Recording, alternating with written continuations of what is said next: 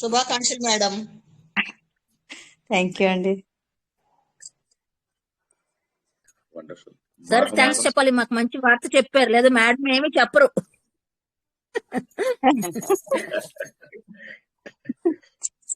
వసంత పంచమి రోజు నాడు అంటే జనరల్ గా మ్యారేజెస్ కి ఎక్కువగా మాఘమాసం చాలా మంచిదన్నమాట. మాఘమాసం ఏంటంటే సగం పైన పండుగలే మాఘమాసం లోపల ఒకటి. రెండోది ఏంటంటే మాఘమాసంలో స్నానం చేస్తే చాలా పుణ్యం. అది ఎక్కడ చేసినా సరే, బావుల్లో, నదుల్లో, ఇంట్లో స్నానం చేసినా కూడా పుణ్యమే. సూర్యోదయం కంటే కొద్ది ముందు స్నానం చేస్తే పుణ్యం. ఈ ఒక్క నెలను మాత్రమే స్నానంకి బాగా ప్రాముఖ్యత అన్నమాట. పూజల కంటే వాటికంటే కూడా స్నానానికి ప్రాముఖ్యత. ఎందుకంటే పండుగలు ఎక్కువ ఉన్నాయి కాబట్టి, మనకు హిందూ ధర్మంలో స్నానంతో శుచిగా శుభ్రంగా ఉండాలి కాబట్టి ఈ నెల లోపల అన్నిటికంటే ఎక్కువ పండుగలు ఉన్న నెల ఇదే. అందుకని చెప్పి ఏం చేశారంటే స్నానాన్ని కంపల్సరీ చేశారు అనమాట. నదులు అలాంటి చోట్లకి వెళ్తే మరింత మంచిది. సో తలస్నానమే కదండి, తలస్నానమే కదండి.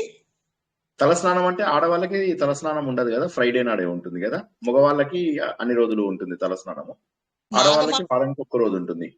కాదండి, మాఘమాసం నెల తలకే చెయ్యాలా, పైకి చేసినా పుణ్యమేనా?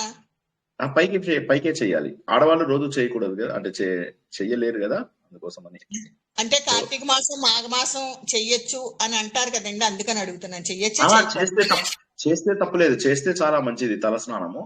కాకపోతే జనరల్ గా ఏమవుతుందంటే ఆడవాళ్ళకి అది ఎగ్జంప్షన్ ఉందన్నమాట. అంటే తలస్నానం రోజు చేయవలసిన అవసరం లేదు. మగవాళ్ళు అనుకోండి, ఇక నాలాగా పీచు పట్టిన జుట్టు, సో కాబట్టి ఎన్ని రోజులు చేస్తే ఆరోగ్యానికి పరిచయం జ్వరం వస్తుంది. కరెక్ట్. ఓకే, ప్రారంభించుకుందాం. అంతరాయ అవునవును, ఓకే, మాట్లాడుకుందాం. ఇంకా మనం ప్రారంభించుకుందాం. అంతరాయ తిమిరోప శాంతయే శాంత పావనమచింత్య వైభవం తం నరం వపుషి కుంజరం ముఖే మన్మహే కిమపి తుందిలం మహః వసుదేవ సుతం దేవం కంసచానూరమర్ధన దేవకీ పరమానందం కృష్ణం వందే జగద్గురుం శ్రీకృష్ణం వందే జగద్గురుం. సంగీత గారు, ఒకవేళ పాప పడుకోకపోతే 16వ శ్లోకం ఒక్కటి చదివించగలరా? పడుకోకపోతే, పడుకుంటే పర్వాలేదు. 16.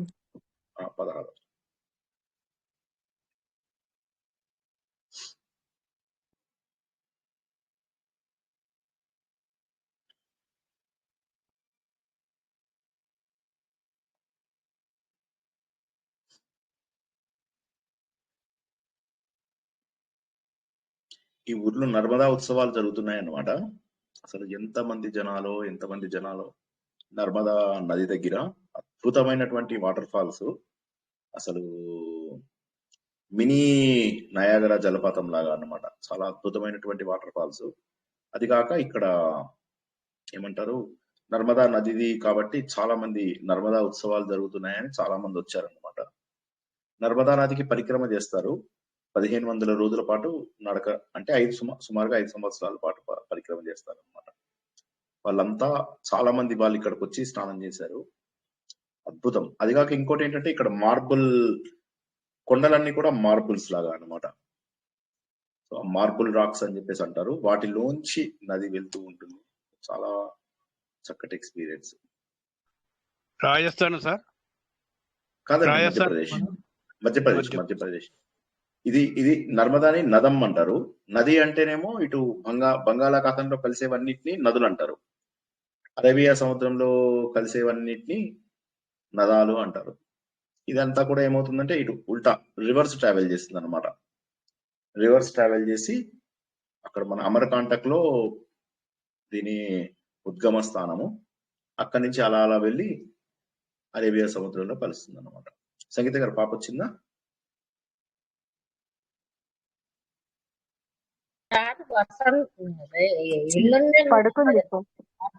పడుకుందా? సరే, నో ప్రాబ్లం. శ్రీవల్లి గారు ఏదో చెప్తున్నారు.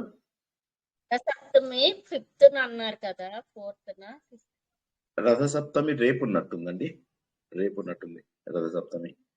రేపే రేపే షష్ఠి సార్. ఇవ్వాలే పంచమి షష్ఠి రేపే ఇవ్వాలే వచ్చినాయి. మోస్ట్ 7:30కి ప్రాబబ్లీ రేపే 8 వస్తుంది అదే రసోత్తం. రేపే 7 తర్వాత రజతం వస్తుంది రేపే. సార్. అవును, అయితే రేపే ఓకే. అయితే ఇప్పుడు మనం ప్రవచనం ఇంతవరకు తెలుసుకున్న వాటిలో సాధన గురించే ఎక్కువ తెలుసుకున్నాం. భగవద్గీత తెలుసుకున్నా, ఉపదేశ సారం తెలుసుకున్నా కూడా సాధన ఏంటి, సాధన ఎందుకు చేయాలని తెలుసుకున్నాం.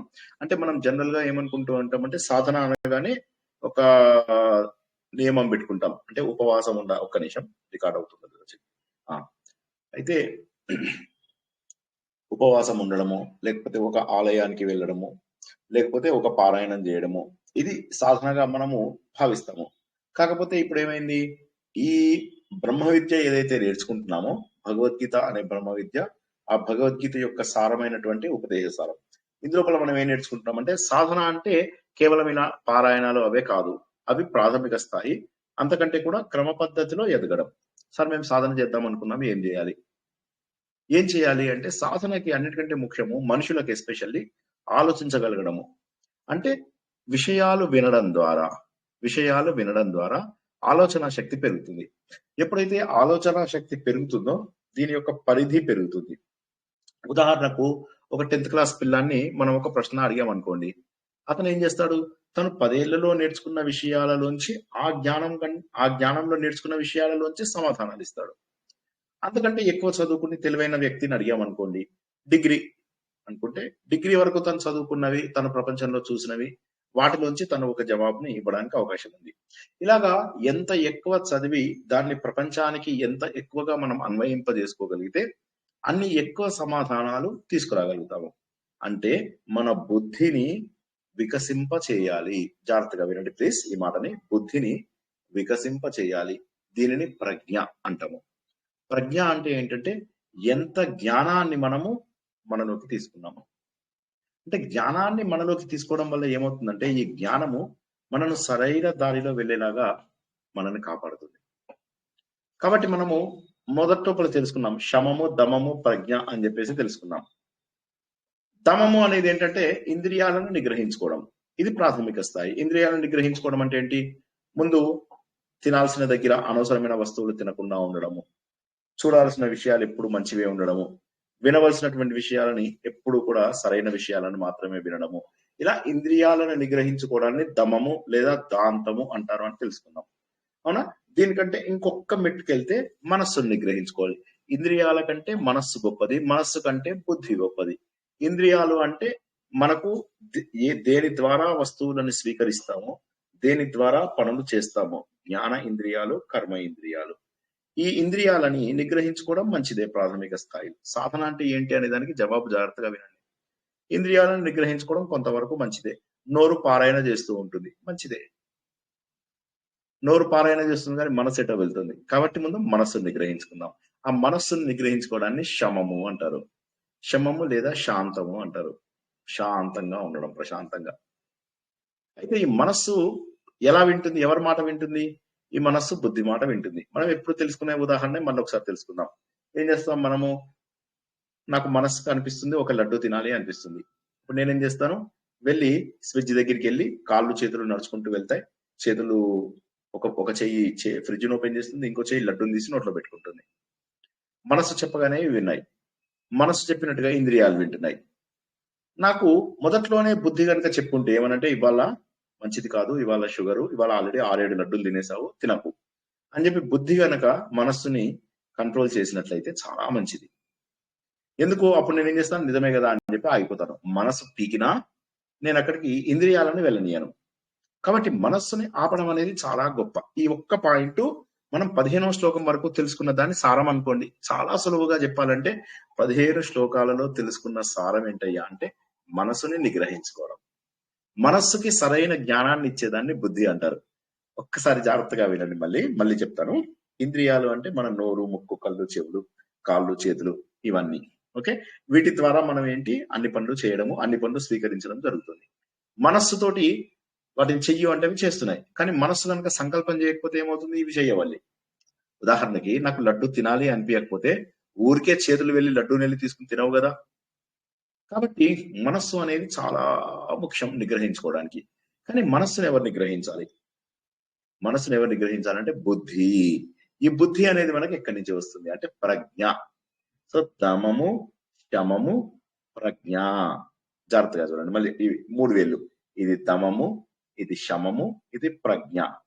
దమము అంటే ఇంద్రియ నిగ్రహము, శమము అంటే మనస్సు నిగ్రహము, ప్రజ్ఞ అంటే బుద్ధి యొక్క జ్ఞానము. బుద్ధి ఎలా వికసించింది అని చెప్పడాన్ని ప్రజ్ఞ అంటారు. కాబట్టి ఇప్పుడు మనుషులుగా మనం పుట్టినందుకు ఆలోచన తప్పితే మనకు గొప్ప సాధన లేదు. అంటే మనకున్నటువంటి సాధనలన్నీ కూడా, ఉదాహరణకి పూజలు, నోములు, వ్రతాలు, ఇవన్నీ కూడా ఏంటంటే మన చేతులతో మంచి పనులు చేయించడానికి, మన నోరు మంచి మాటలు మాట్లాడడానికి, మన మనస్సు మంచి సంకల్పాలు, వీళ్ళ కాళ్ళు పట్టుకోవాలి, వాళ్ళకు కాళ్ళు పట్టుకుంటే అక్కడ పుణ్యం రాదు. కానీ ఏమవుతుంది, మనలో అహంకారం తగ్గుతుంది. కాబట్టి ఏంటంటే మనము క్లీన్ చేసుకోవడానికి ఉపయోగపడేటటువంటివి ఈ పూజలు, ఈ వ్రతాలు, ఇవన్నీ.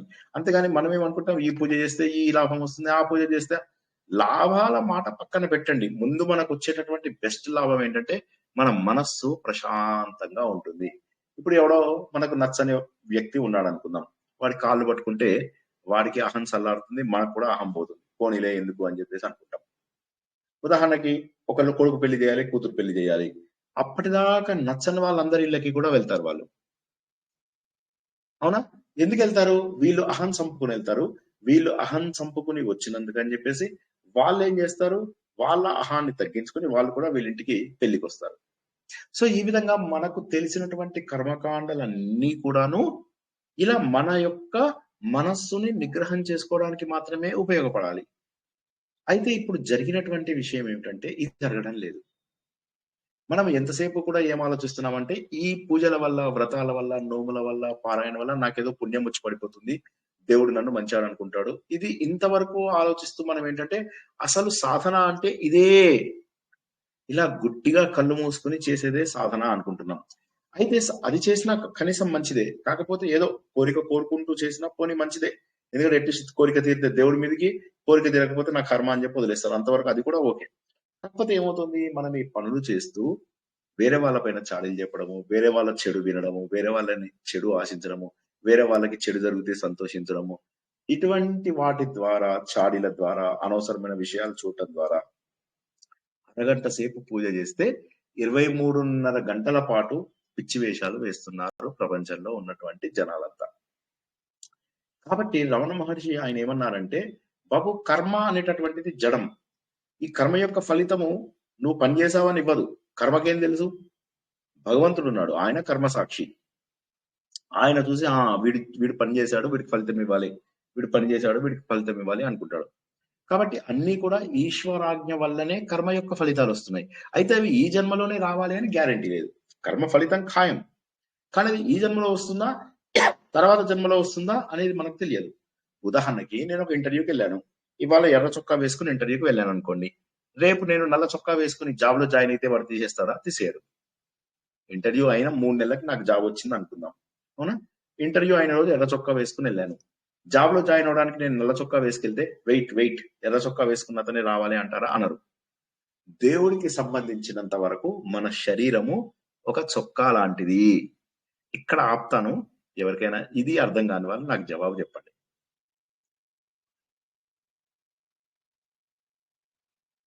Very good. దేవుడు ఫలితాన్ని ఇచ్చేటప్పుడు నువ్వు ఏ చొక్కాలో ఉన్నావు అని చెప్పి చూడడు. ఏ శరీరంలో ఉన్నా కూడా నీ ఫలితం నీకు అందుతుంది, అందడం ఖాయం. Don't worry about it. కర్మ చేశాక మంచి అయితే మంచి, చెడైతే చెడు, మిశ్రమం అయితే మిశ్రమము, తటస్థమైతే తటస్థము, ఇది ఇవ్వడము భగవంతుడి యొక్క లక్షణము. ఇది ఇవ్వక మానడు భగవంతుడు. క్లియర్. ఇంకా ఇందులో మన తెలియదు, అబ్సల్యూట్లీ నో కన్ఫ్యూజన్. కర్మ ఫలితము ఎవరి ఆజ్ఞ అయితే మనం ఉల్లంఘించలేకుండా ఉన్నామో ఆయన ఇస్తాడని చెప్తున్నారు రమణ మహర్షి. ఇదే విషయాన్ని శ్రీకృష్ణ భగవానుడు చెప్పాడు భగవద్గీత లోపల. కర్మ చేయడం వరకు నీకు హక్కు ఉంది, కానీ కర్మ ఫలితాలని నువ్వు ఆశించవలసినటువంటి ఇది లేదు. కర్మ ఫలితాలను నువ్వు మార్చలేవు, ఎందుకంటే కర్మ జడము. కాబట్టి ఏం చేస్తావంటే నీ పనులన్నీ కూడా ఈశ్వరుడు కల్పించేసేయి. ఇచ్చ పెట్టుకోకు మనస్సు లోపల. ఇచ్చ పెట్టుకోకంటే కామ్య కర్మలు తగ్గించుకో. కర్మలు అంటే ఏవి చేయాలి? అన్ని కర్మలు చేస్తాం మనం జీవితంలో, కానీ కొన్ని కర్మలను తగ్గించుకోవాలి. ఏ కర్మలు తగ్గించుకోవాలి, ఏ కర్మలు చేయాలి? మన బాధ్యతలు చేయాలి. నిత్య కర్మలు, నైమిత్తిక కర్మలు అంటారు, ఇవి తప్పకుండా చేయాలి. నిత్య కర్మలు అంటే ప్రతిరోజు కుటుంబాన్ని పోషించడానికి, మన బంధుమిత్రుల్లో మనకున్నటువంటి విలువలను పెంచుకోవడానికి చేసేటటువంటి కర్మలన్నింటినీ కూడా మనం తప్పక చేయవలసినటువంటి పరిస్థితి ఉంది. అవిటిని మనం మార్చడానికి అవకాశం లేదు. రెండవది ఏంటి? నైమిత్తిక కర్మలు. నైమిత్తిక కర్మలు అంటే ఒక నిమిత్తం కోసమై మనం చేసేటటువంటి కర్మలు. నిమిత్తము అంటే ఒక కారణం కోసం, అంటే పితృకార్యాలు కావచ్చు, లేదా పండుగల రోజు నాడు మనం భగవంతుని ఉద్దేశించి పూజలు చేయడం కావచ్చు, అభిషేకాలు చేయడం కావచ్చు. ఇవన్నీ నిమిత్తానికి మనం చేసేటటువంటి కార్యాలు. ఇవన్నీ తప్పదు, ప్రతి వ్యక్తి ఇవి చేసి తీరవలసిందే.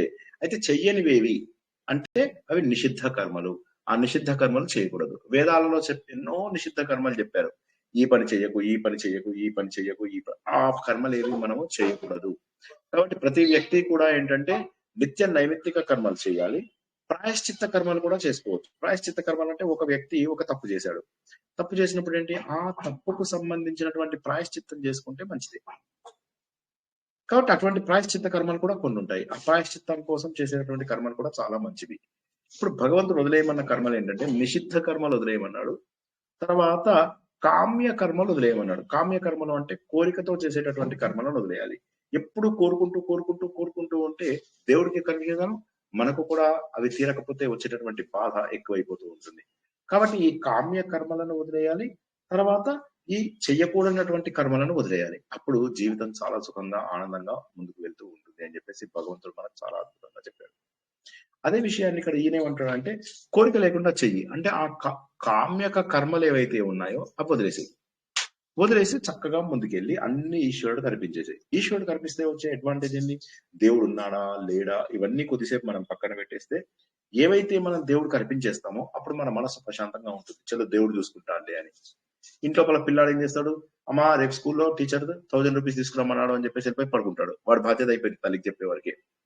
1000 రూపీస్ తీసుకురావాలి అనేది ఇప్పుడు తండ్రి బాధ్యత, తల్లి బాధ్యత. ఈ ఫీజు ఎలా కట్టాలి ఏంటి అని రాత్రంతా ఆలోచిస్తారు, వాళ్ళ బాధ్యత.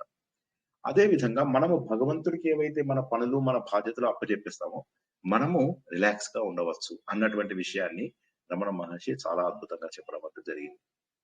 చెప్పి ఆయన ఏమంటాడు? కాబట్టి ఇది పూజలు, వ్రతాలు, నోములు ఇవన్నిటితో పాటుగా నువ్వు మెల్లమెల్లగా జపం స్థాయికి ఎదగాలి.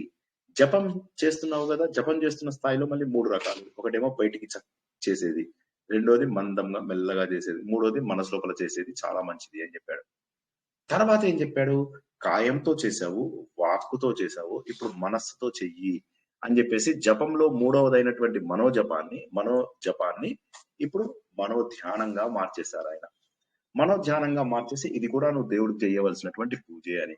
సో ఇప్పుడు ఏంటంటే సాధన అంటే ఏంటి అనే దానికి మళ్ళీ జవాబు చెప్పాలంటే మనం చేస్తున్నటువంటి కర్మకాండాలని కోరిక లేకుండా చేయడము, ప్రతిరోజు చేసే కర్మలను తప్పకుండా చేయడము, వాటిని వదలకూడదు. ఎవరు కూడా వారికి నిర్దేశించినటువంటి కర్మలను వదలకూడదు. క్లియర్. నెంబర్ 2 ఏంటంటే ఈ కర్మలన్నీ చేస్తూ మనసును పవిత్రంగా పెట్టుకోవడం కోసం అని భగవంతుడు కనిపిస్తే మనం రిలాక్స్డ్ గా ఉంటాము అనేటటువంటి రెండోది. ఇది చేయడానికి మనం ఏం చేయాలంటే ఈ పూజలు, వ్రతాలు, నోములు, అభిషేకాలు వీటన్నింటి నుంచి ఒక్క అడుగు వెళ్ళి జపానికి వెళ్ళాలి. జపం నుంచి ధ్యానంకు వెళ్ళాలి. ఎప్పుడైతే ధ్యానంకి వెళ్తామో మాటకి డిస్కంటిన్యూ అవుతున్న ధ్యానం కంటే కూడా ప్రశాంతంగా అలా కంటిన్యూ అవుతున్న తైలధారలాగా వస్తున్నటువంటి ధ్యానం మంచిది అని రమణ మహర్షి మనకు చెప్పాడు. రమణ మహర్షి ఇదే మాటని మనం భగవద్గీతలో 6వ అధ్యాయం లోపల తెలుసుకున్నాం. ఆయన అక్కడ ఏమన్నాడు? ప్రాణాయామం అవి చేస్తూ మనము భగవంతుడి పైన ధ్యాస పెడుతూ ఉండాలి అని చెప్పేసి చెప్పాడు. ఇప్పుడు భక్తిలోంచి మెల్లమెల్లగా ఆయన మనను ధ్యానంలోకి తీసుకొచ్చాడు. ధ్యానంలోకి తీసుకొచ్చే ముందు ఒక ధ్యానం అంటే మెడిటేషన్. ఆ మెడిటేషన్ లోకి తీసుకొచ్చే ముందు ఒక మాట అన్నాడు. ఏమన్నాడంటే, బాబు ఇలా నువ్వు ముందుకు వెళ్తూ దేవుణ్ణి భక్తిగా ప్రార్థిస్తూ నాకు దేవుడికి తేడా లేదు అనే అభేదం. ఒక్కసారి ఇక్కడ ఆపి మీకు చిన్న ఎగ్జాంపుల్ చెప్తా. భగవద్గీతలో మనము 12వ అధ్యాయం 15వ అధ్యాయం 2 నేర్చుకున్నాం కదా. 12వ అధ్యాయంలో భక్తి అంటే ఏంటో అర్జునుడికి బాగా తెలుస్తుంది. అంటే గర్భగుడిలోకి ప్రవేశించాడు, ఒక ఆలయం యొక్క గర్భగుడిలోకి ప్రవేశించాడు. 15వ అధ్యాయంలోకి వచ్చేసరికి ఏమైంది? ఇలా దేవుడు జీవుడి వైపు పయనించి పురుషోత్తముడు ఒక్కటైపోయారు. అంటే మనిషి తనకు భగవంతుడికి తేడా లేనంతగా భగవంతుడిని ప్రేమించాలి.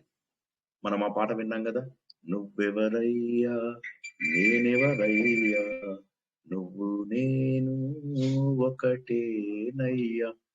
ఇది ఇక్కడ మనం గుర్తించాల్సిందంటే మనకు భగవంతుడికి అభేదాన్ని గుర్తించడమే భక్తిలో పరాకాష్ట. భక్తి లోపల హైయెస్ట్ లెవెల్ ఏంటి అంటే మనకు భగవంతుడికి మధ్య తేడా లేదు అని గుర్తించడం. దాన్ని రమణ మహర్షి చాలా చక్కగా చెప్పి భక్తి యోగాన్ని అక్కడ ఆపేశారు.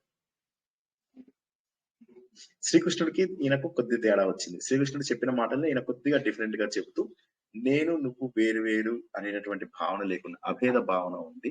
ఆ అభేద భావనతో ఎప్పుడైతే నువ్వు ధ్యానం చేస్తావో అప్పుడు నువ్వు అత్యద్భుతమైనటువంటి స్థాయికి వెళ్తావు భక్తి లోపల అని చెప్పి ఈ అభేద భావన కావడానికి నీ మనస్సు నిగ్రహించుకోవాలి. మనస్సు నిగ్రహించుకోవాలంటే నువ్వు మెడిటేషన్ లోకి వెళ్ళాలి. మెడిటేషన్ లోకి వెళ్ళాలి అంటే మనకున్నాయి ప్రాణాయామాలు ఇవి అవి ఉన్నాయి, అవన్నీ చేయొచ్చు. కాకపోతే అక్కడ వచ్చేటటువంటి ఇబ్బంది ఏంటంటే ప్రాణాయామం చేసినంత వరకు బాగుంటుంది. ఇప్పుడు మనము మెడిటేషన్ సెంటర్స్ కి వాటికి వీటికి వీటన్నిటికీ వెళ్తూ ఉంటాము. వెళ్ళినప్పుడు ఏమవుతుంది, చేసినంత వరకు ఓకే బానే ఉంటుంది. లేదు మన మనస్సు అటు ఇటు తిరుగుతుంది. భగవంతుడు ఏమంటాడంటే నీకు ఇచ్చినటువంటి వాయువుకి నీ మనస్సుకి సంబంధం ఉంది అంటాడు. ఈ పాయింట్ బాగా గట్టిగా గుర్తుపెట్టుకోండి. వాయువుకి ప్రాణవాయువుకి మనస్సుకి సంబంధం ఉంది అంటాడు. ఎప్పుడైతే ప్రాణవాయువు ఒక్కటి గట్టిగా మూసామో మనసు ఎన్ని ఆలోచనలు చేస్తున్నా వెనక్కి వచ్చేస్తుంది.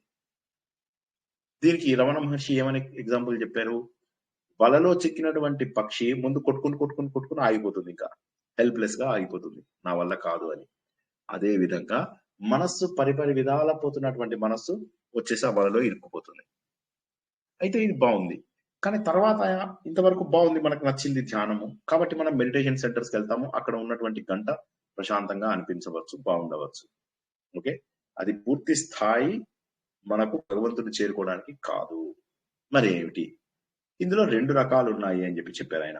మనస్సు లయమవడము, మనస్సు నాశనం అవడము. మనస్సు లయమవడము, మనస్సు నాశనం అవడము.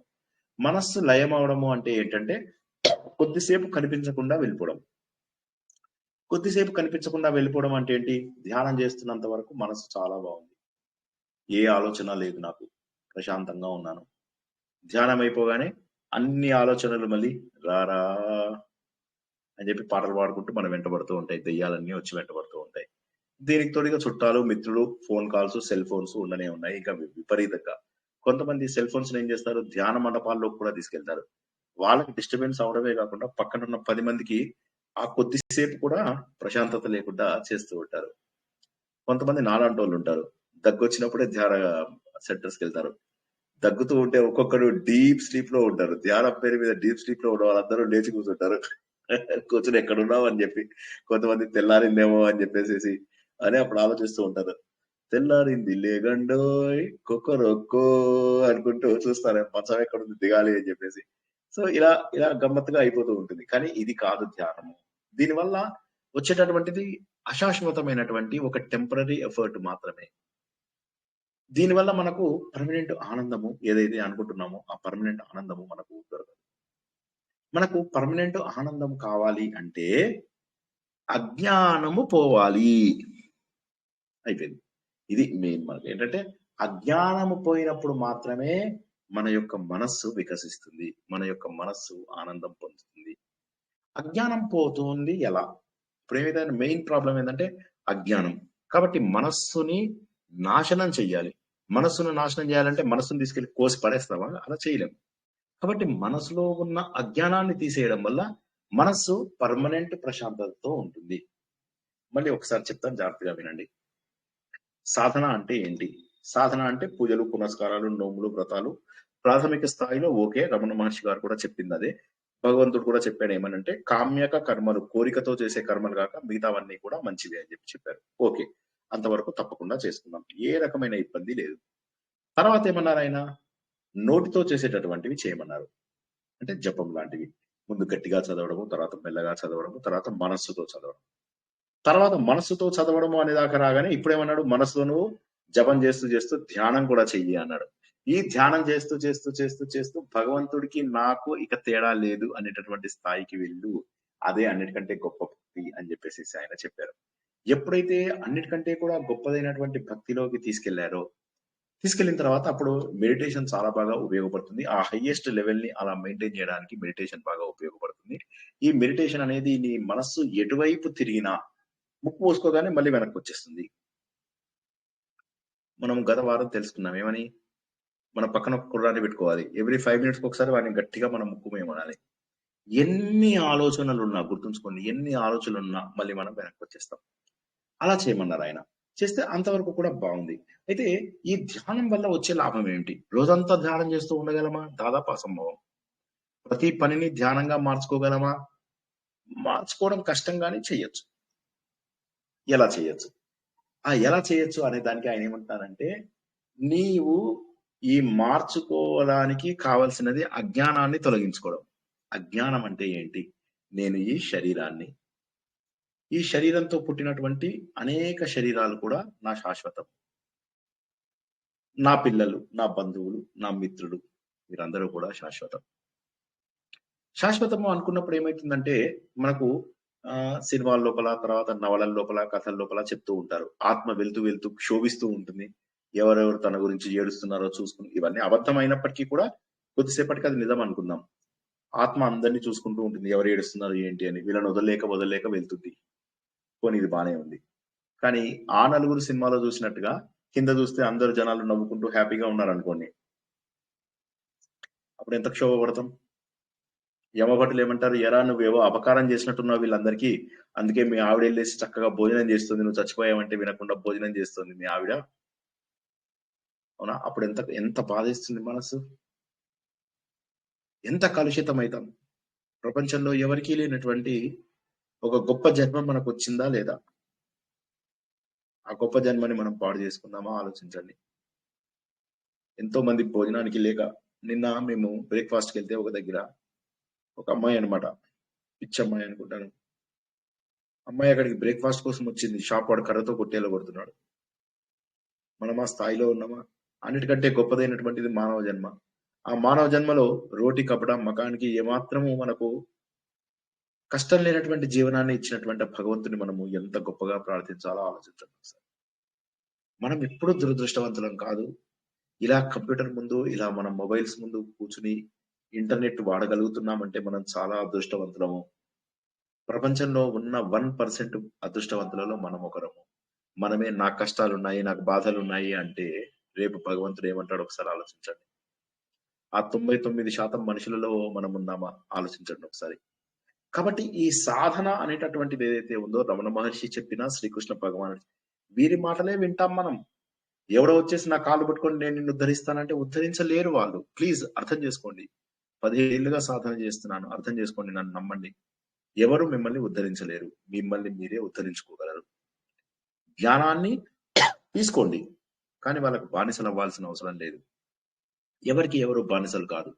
Work like A master, not like a slave. మనము అలా మన జ్ఞానాన్ని పెంచుకుంటూ ముందుకు వెళ్లాల్సినటువంటి అవసరం ఉంది. కాబట్టి అప్పుడు మాత్రమే మన మనస్సు నాశనం అవుతుంది. అంటే మళ్ళీ 15వ శ్లోకంలోకి వచ్చినట్లయితే, మనం 15వ శ్లోకంలో ఏమంటాడు? మనస్సు ప్రశాంతంగా ఉన్నటువంటి వ్యక్తికి ఇంకా పనులు ఏముంటాయి? మనస్సు ప్రశాంతంగా ఉంది నాకు, ఇంకా నాకేం పనులు ఉంటాయి? ఏమీ ఉండవు. నా ఇల్లు ఎలా ఉందని అనుకోని, ఇప్పుడు మన అమ్మ నాన్న ఉంటారు, ఒకసారి ఊహించుకోండి. వాళ్ళు మనలాగా ఏసీ ఇళ్లలో లేరు, కానీ వాళ్ళ మనస్సు చాలా ప్రశాంతంగా ఉంది. వాళ్ళకి నేను ఏసీ పెట్టనా అంటే, ఎందుకురా నాకు ఏసీ అంటారు.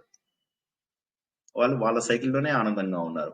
అవునా? అదే విధంగా మనము ఉన్నటువంటి వాటితోటే ఎక్కువ సంతృప్తి పొందుతాము.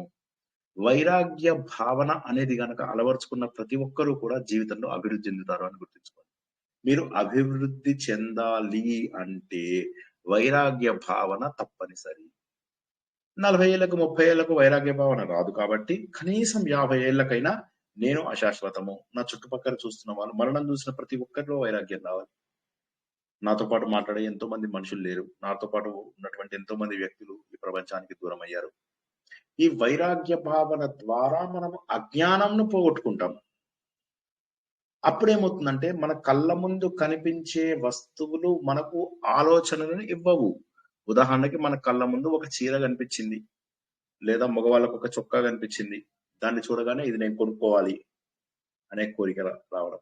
ఏదో ఒక ఆహారం కనిపించింది, ఈ ఆహారం తినాలి అంటే, దృశ్య వస్తువులు మీ లోపల అలజడులు సృష్టించవు. ఒక్కసారి ప్లీజ్, దృశ్య వస్తువులు మీ లోపల అలజడిని సృష్టించవు. ఎప్పుడైతే మీలో అజ్ఞానం పోతుందో, ఎప్పుడైతే మీ లోపల వైరాగ్యం వస్తుందో, అంటే ఇప్పుడు ఆయన ఏం చేస్తున్నారు రమణ మహర్షి? జ్ఞాన యోగానికి నిచ్చెన వేస్తున్నారు. ముందుగా ఏం చేసాం మనము? కర్మ, జ్ఞానం, ఈ రెండు తప్ప హిందూ మతంలో ఏమీ లేవు. ఒకటి కర్మ, ఒకటి జ్ఞానం, ఒకటి కర్మ, ఒకటి జ్ఞానం. కర్మకాండలు చేస్తూ ఉంటాము, చివరికి జీవిత చరమాంకం లోపల జ్ఞాన మార్గం వైపుకు వెళ్ళి నేను ఎవరిని, నేను ఎందుకు పుట్టాను, నేను చేయవలసిందేంటి, నేను సాధించాల్సిందేంటి, ఇలా ఆలోచిస్తూ వనవాసం చేస్తూ 25 ఏళ్లలో మనం ఏం చేయాలో రియలైజ్ అయ్యి అప్పుడు భగవంతుడిని చేరుకుంటాం, భగవంతుడిలో కలిసిపోతాం. ఈ రోజుల్లో అది పాసిబుల్ కాదు, ఎందుకంటే మనకు వదలాలనిపించదు, ఇక్కడ ఉన్నంత వరకు వదలాలనిపించదు. కానీ ఏమవుతుంది, వృద్ధాప్యంలోనే, నన్ను నమ్మండి ప్లీజ్, వృద్ధాప్యంలోనే మన దగ్గర వాళ్ళు మనల్ని ఎక్కువ బాధ పెడతారు. 54 ఏళ్ళకే నేను వృద్ధుల గురించి మాట్లాడుతున్నాను అనుకోకండి, చూసిన ఎక్స్పీరియన్స్ ఉంది నాకు. ఎంతో మందిని చూశాను, ఎన్నో వీడియోలలో చూశాను, ఎన్నో కుటుంబాలలో చూశాను. వృద్ధులనే జనాలు ఎక్కువ బాధ పెడుతూ ఉంటారు. ఏ సమయంలో అయితే లాలన కావాల్సినటువంటి సమయము, ఏ సమయంలో మనకు చుట్టాల సహాయము, ఇంట్లో వాళ్ళ సహాయము అవసరమో ఆ సమయంలోనే జనాలు బాధ పెడుతూ ఉంటారు. దీని నుంచి కాపాడేది ఒక్క శ్రీకృష్ణ పరమాత్మనే అన్నటువంటి విషయాన్ని మనము 8వ అధ్యాయంలో తెలుసుకున్నాం భగవద్గీతలో కూడా. ఏమని? మీరు కనుక నన్ను నమ్మినట్లయితే మిమ్మల్ని నేను జరా వ్యాధుల నుంచి కాపాడుతాను అన్నాడు. ముసలితనము తర్వాత రోగాలు, ఈ రెండింటి నుంచి కాపాడుతాను అన్నాడు. సాధన చెయ్యడం కోసమే మనం పుట్టాము. జీవితంలో మనం సాధించవలసినది మళ్ళీ మళ్ళీ మళ్ళీ మళ్ళీ ఇలా కష్టాలు పడుతూ పునరపి జననం, పునరపి మరణం, పునరపి జననం, పునరపి మరణం ఇలా లేకుండా ఉండే స్థాయికి వెళ్ళాలి. ఇలా మేము బానే ఉన్నాము అని అనుకున్నారు అంటే పతనమే అది. ఎందుకంటే నా జీవితం ఇలా బాగుంది అంటే రేపు ఏ క్షణంలో జీవితం పతనం అవుతుందో తెలియదు. అందరూ బాగున్నారు ఇంట్లోపల, ఒక్క క్షణం చాలు జీవితం అంతా కొలాప్స్ అవడానికి. ఒక్క క్షణం చాలు, ఎక్కువ సమయం పట్టదు జీవితం కొలాప్స్ అవడానికి. కానీ మనం ఎలాంటి స్థాయికి వెళ్ళాలి? వీటన్నిటి నుంచి మన జీవితంలో ఎటువంటి ఇబ్బందులు వచ్చినా తట్టుకోగలిగేటటువంటి స్థాయికి వెళ్ళాలి. ఒక ఉదాహరణ చెప్తాను, ఇది మీ అందరికీ ఇంతకుముందు చెప్పిందే. వర్షం పడగానే పక్షులు కొన్ని తడిసిపోతాయి, కొన్ని తెలివైన పక్షులు షెల్టర్ కిందికి వెళ్తాయి. కానీ పెద్ద పెద్ద పక్షులు మాత్రము, గరుడాలు మాత్రము వర్షానికి పై భాగం నుంచి ప్రయాణం చేస్తాయి. ఏ వర్షం పడ్డా కూడా వాటికి ఏమీ కాదు. సో మనం ఎలా ఉండాలంటే ఆ గరుడలాగా ఉండాలి. వర్షం పడ్డా కూడా మనం ఎటువంటి బాధ భరించకుండా ఉండాలి. అదే సాధన. ఎందుకు ఈ సాధన ఎలా చేస్తామంటే తెలుసుకోవడం ద్వారా, జీర్ణించుకున్న తర్వాత, ఒకసారి సత్యం తెలిసిన తర్వాత ఇక మనము అసత్యాన్ని నమ్మము. ఒకసారి అమృతం రుచి చూసిన తర్వాత పిచ్చి పిచ్చి వాటి టేస్ట్ మనం చెయ్యము. ఒకసారి గొప్ప ఆనందాన్ని పొందిన తర్వాత చిన్న చిన్న వాటిని మనం పట్టించుకోము. కాబట్టి మీరు గుర్తుంచుకోండి, ఆధ్యాత్మిక జీవితం అమృతము, ఆనందమయమైనటువంటిది, మృతము కానిది, మరణము లేనిది. ఆ ఆనందకరమైనటువంటి జీవితాన్ని మనం అందుకోమని చెప్పేసి రమణ మహర్షి చెబుతున్నాడు. బాబు, ఆనందకరమైనటువంటి జీవితాన్ని అందుకోండి. అమృత తుల్యమైనటువంటి ఆనందం ఉంది, సత్ చిత్ ఆనందం ఉంది. దాని గురించి సాధన చేయాలి. సాధనలో ఎదుగుతూ మానసిక సాధన చేస్తూ బుద్ధి, అన్నిటికంటే గొప్పదైనటువంటి బుద్ధికి ప్రజ్ఞ ఇవ్వాలి. బుద్ధికి ప్రజ్ఞ ఇవ్వాలంటే ఎక్కువ మంచి మాటలు, ఎక్కువ ప్రవచనాలు వినడం ద్వారా, ఎక్కువ పుస్తకములు చదవడం ద్వారా నాలెడ్జ్ అంతా కూడా ఎక్వైర్ చేసుకుని ఉండాలి. మన సమయంలో ఎక్కువ భాగము నాలెడ్జ్ ని ఎక్వైర్ చేసుకుని మనం గనక సంతోషంగా ఉండగలిగితే అప్పుడు మనకి ఇంకా బయట ప్రపంచంతో సంబంధం ఉండదు. ఏ గుడ్ బుక్ ఇది గుడ్ ఫ్రెండ్ అని చెప్పేసి చెప్పాం. అదృష్టవశాత్తు ఈ రోజు మనకు యూట్యూబ్ ద్వారా కొత్త విషయాలని నేర్చుకోవడం సులువు అవ్వడం, మనం చాలా అదృష్టవంతులం అన్నటువంటి విషయాన్ని గుర్తుంచుకోండి. అందువల్ల ఏమవుతుందంటే దృశ్య ప్రపంచంలో ఉన్నటువంటివి మనను ఇబ్బంది కలిగించవు. ఎందుకంటే వీటన్నిటికంటే కూడా అమోఘమైనటువంటి ఆనందం ఉంది.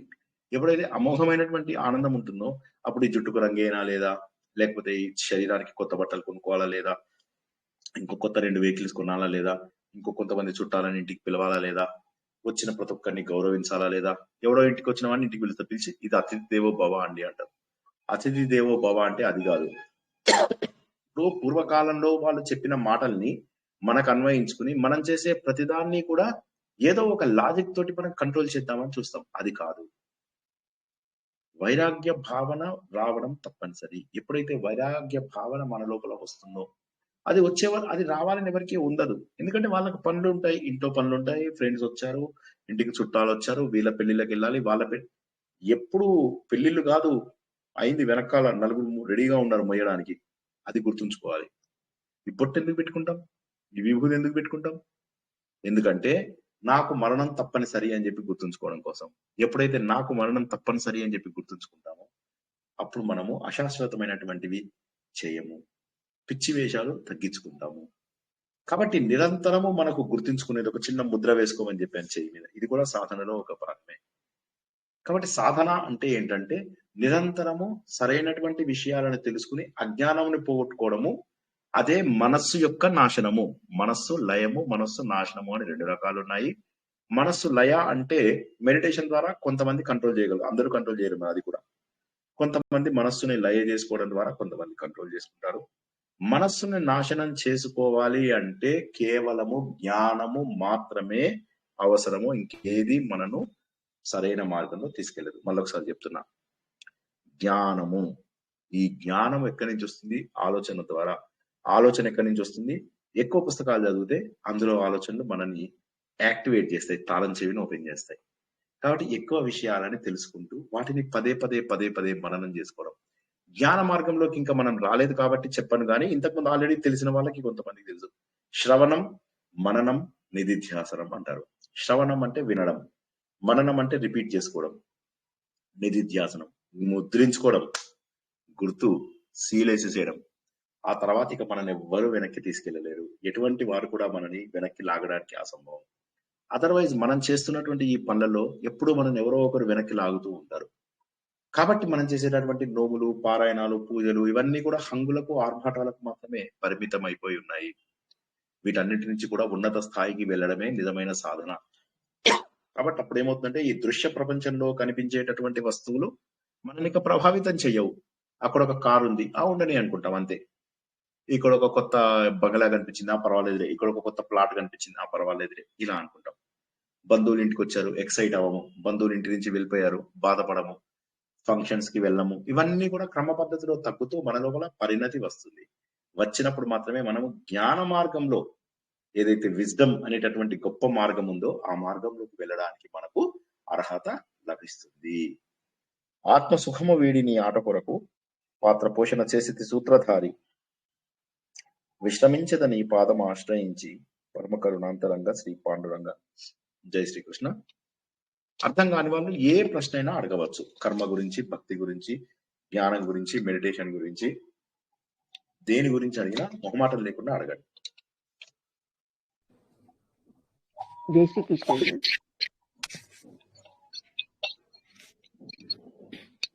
అడగండి మేడం. జై శ్రీకృష్ణ. జై శ్రీకృష్ణ సార్. ఇది మన వైరాగ్యం అంటారు, అది కంటెంట్మెంట్ తో గ్రాడ్యువల్ వైరాగ్యం వచ్చేసింది సార్. మీ వాయిస్ కొద్దిగా గట్టిగా మాట్లాడతారా? సార్ కొద్దిగా గట్టిగా మాట్లాడండి మేడం. మేము ఏది దాంతో తృప్తి పడితే ఆటోమేటిక్ గా వైరాగ్య భావన కూడా వచ్చేస్తుంది కదా sir. Content with what you have, ఉన్నదానితో తృప్తి పడితే వైరాగ్యం వస్తుందా అని అడుగుతున్నారు. అదే వచ్చేస్తుంది కదా సార్. వయస్సు వచ్చిన తర్వాత ఉన్నదానికి తృప్తి పడ్డమని కాదు, కొత్తవి కావాలి అని అనిపించకపోవడం. అంటే ఇంక ఏది నాకు అవసరం లేదు, ఎందుకంటే నేను ఏ స్థాయిలో ఉన్నానంటే నాలో నేను రమించే స్థాయిలో ఉన్నాను. ఎప్పుడైతే నేను నాలో నేను రమించే స్థాయిలో ఉన్నానో నాకు బయట ప్రపంచంలో అశాశ్వతమైనటువంటి వస్తువుల యొక్క సహకారం అవసరం లేదు అనే భావన. వైరాగ్య భావన అంటే ఏంటి?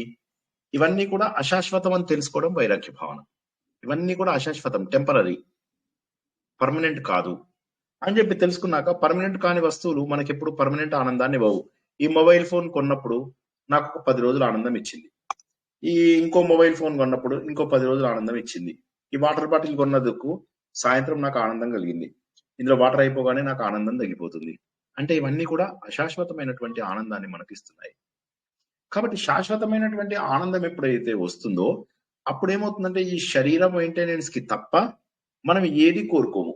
శరీర మెయింటెనెన్స్ కంటే కూడా బట్టలు, అవి మంచి బట్టలు అవి కూడా కోరుకోము, ఏదో కప్పుకోవడానికి ఒక ఆచ్ఛాదన అంతే. సో వైరాగ్య భావన అంటే ఉన్నదాంతో సంతృప్తి పడ్డం తప్పకుండా మంచి గుణమే.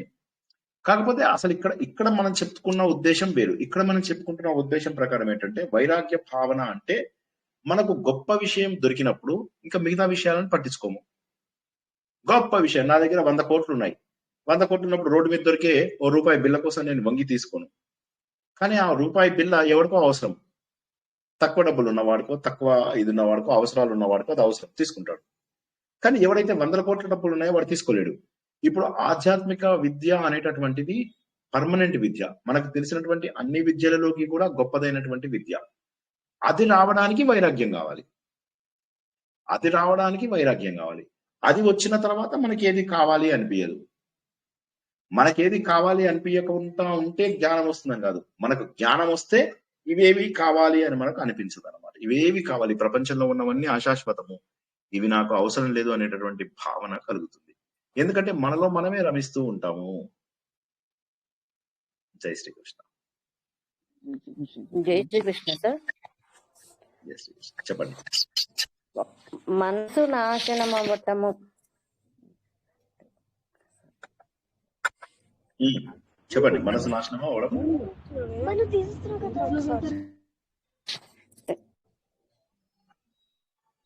నాకు వినిపించడం లేదండి.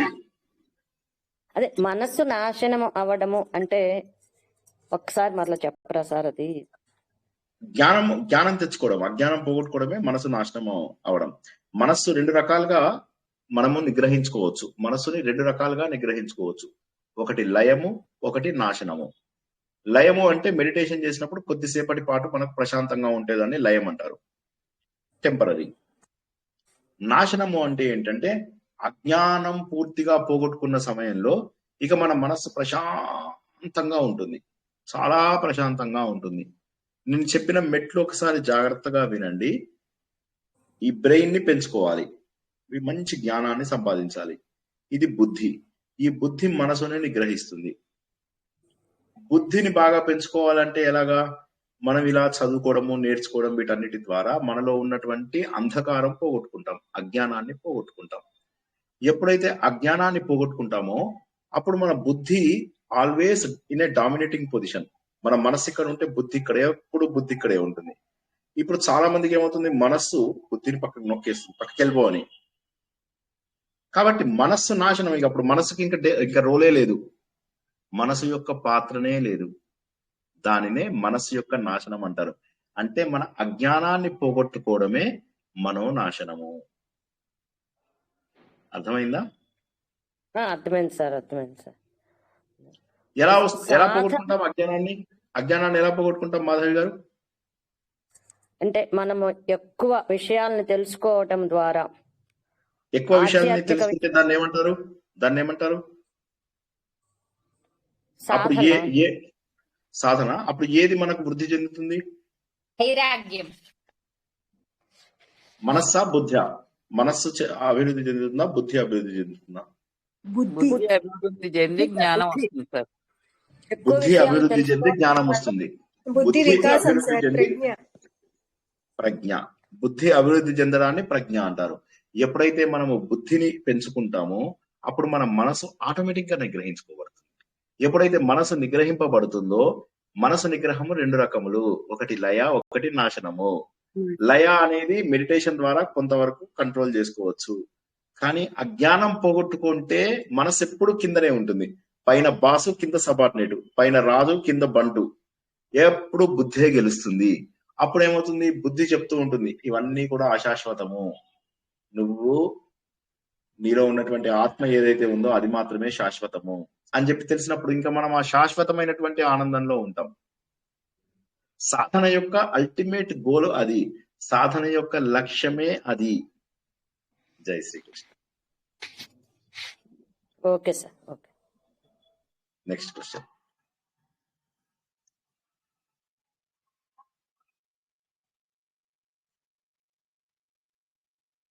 ఇంకెవరికైనా ప్రశ్నలు ఉన్నాయా? సాయిరామ్ గురుజీ, నమస్కారం అండి. నమస్తే మేడం. మీరు మొన్న మాధురి గారి దాంట్లో వచ్చారు, అప్పుడు అడుగుదాం అనుకున్నాను. మీరు అప్పుడు చెప్పారు, బాగా చెప్పారు. అదే లలిత చదువుతారు, లలిత కూడా అన్ని చదవకూడదు అని చెప్పారు. అప్పుడు ఎవరొకని డౌట్ అడిగారు, సరిగ్గా గుర్తు రావట్లేదు. ఇన్ని చదివేస్తున్నారు, దృష్టి పెట్టడం లేదు, తత్వం ఏదో గ్రహించాలి, అన్ని వాటి మీద అన్ని చదివేయక్కలేదు అని చెప్పారు కదా గురూజీ. అవును. ఇప్పుడు మరి అందరూ కూడా ఇవి చదవాలా అవి చదవాలని పరిగెడతా ఉన్నారు. ఇంకా తత్వం ఎక్కడ తెలుసుకోవడానికి టైం ఎలా ఉంటది? తత్వం ముందు మెయిన్ తత్వం తెలుసుకోవాలా గురూజీ? తత్వం తెలుసుకో ఆచరణలో పెట్టాలా? లేకపోతే ఈ చదువుతూ ఉండాలా? పారాయణం ఇందులో ద్వారా తత్వం తెలుస్తుందా? పారాయణ ద్వారా కొన్ని మిస్టేక్స్ ఉంటాయి కదా కాదు, గురూజీ. పారాయణ తత్వం అంటే ఏంటో చెప్పండి ముందు ఒకసారి.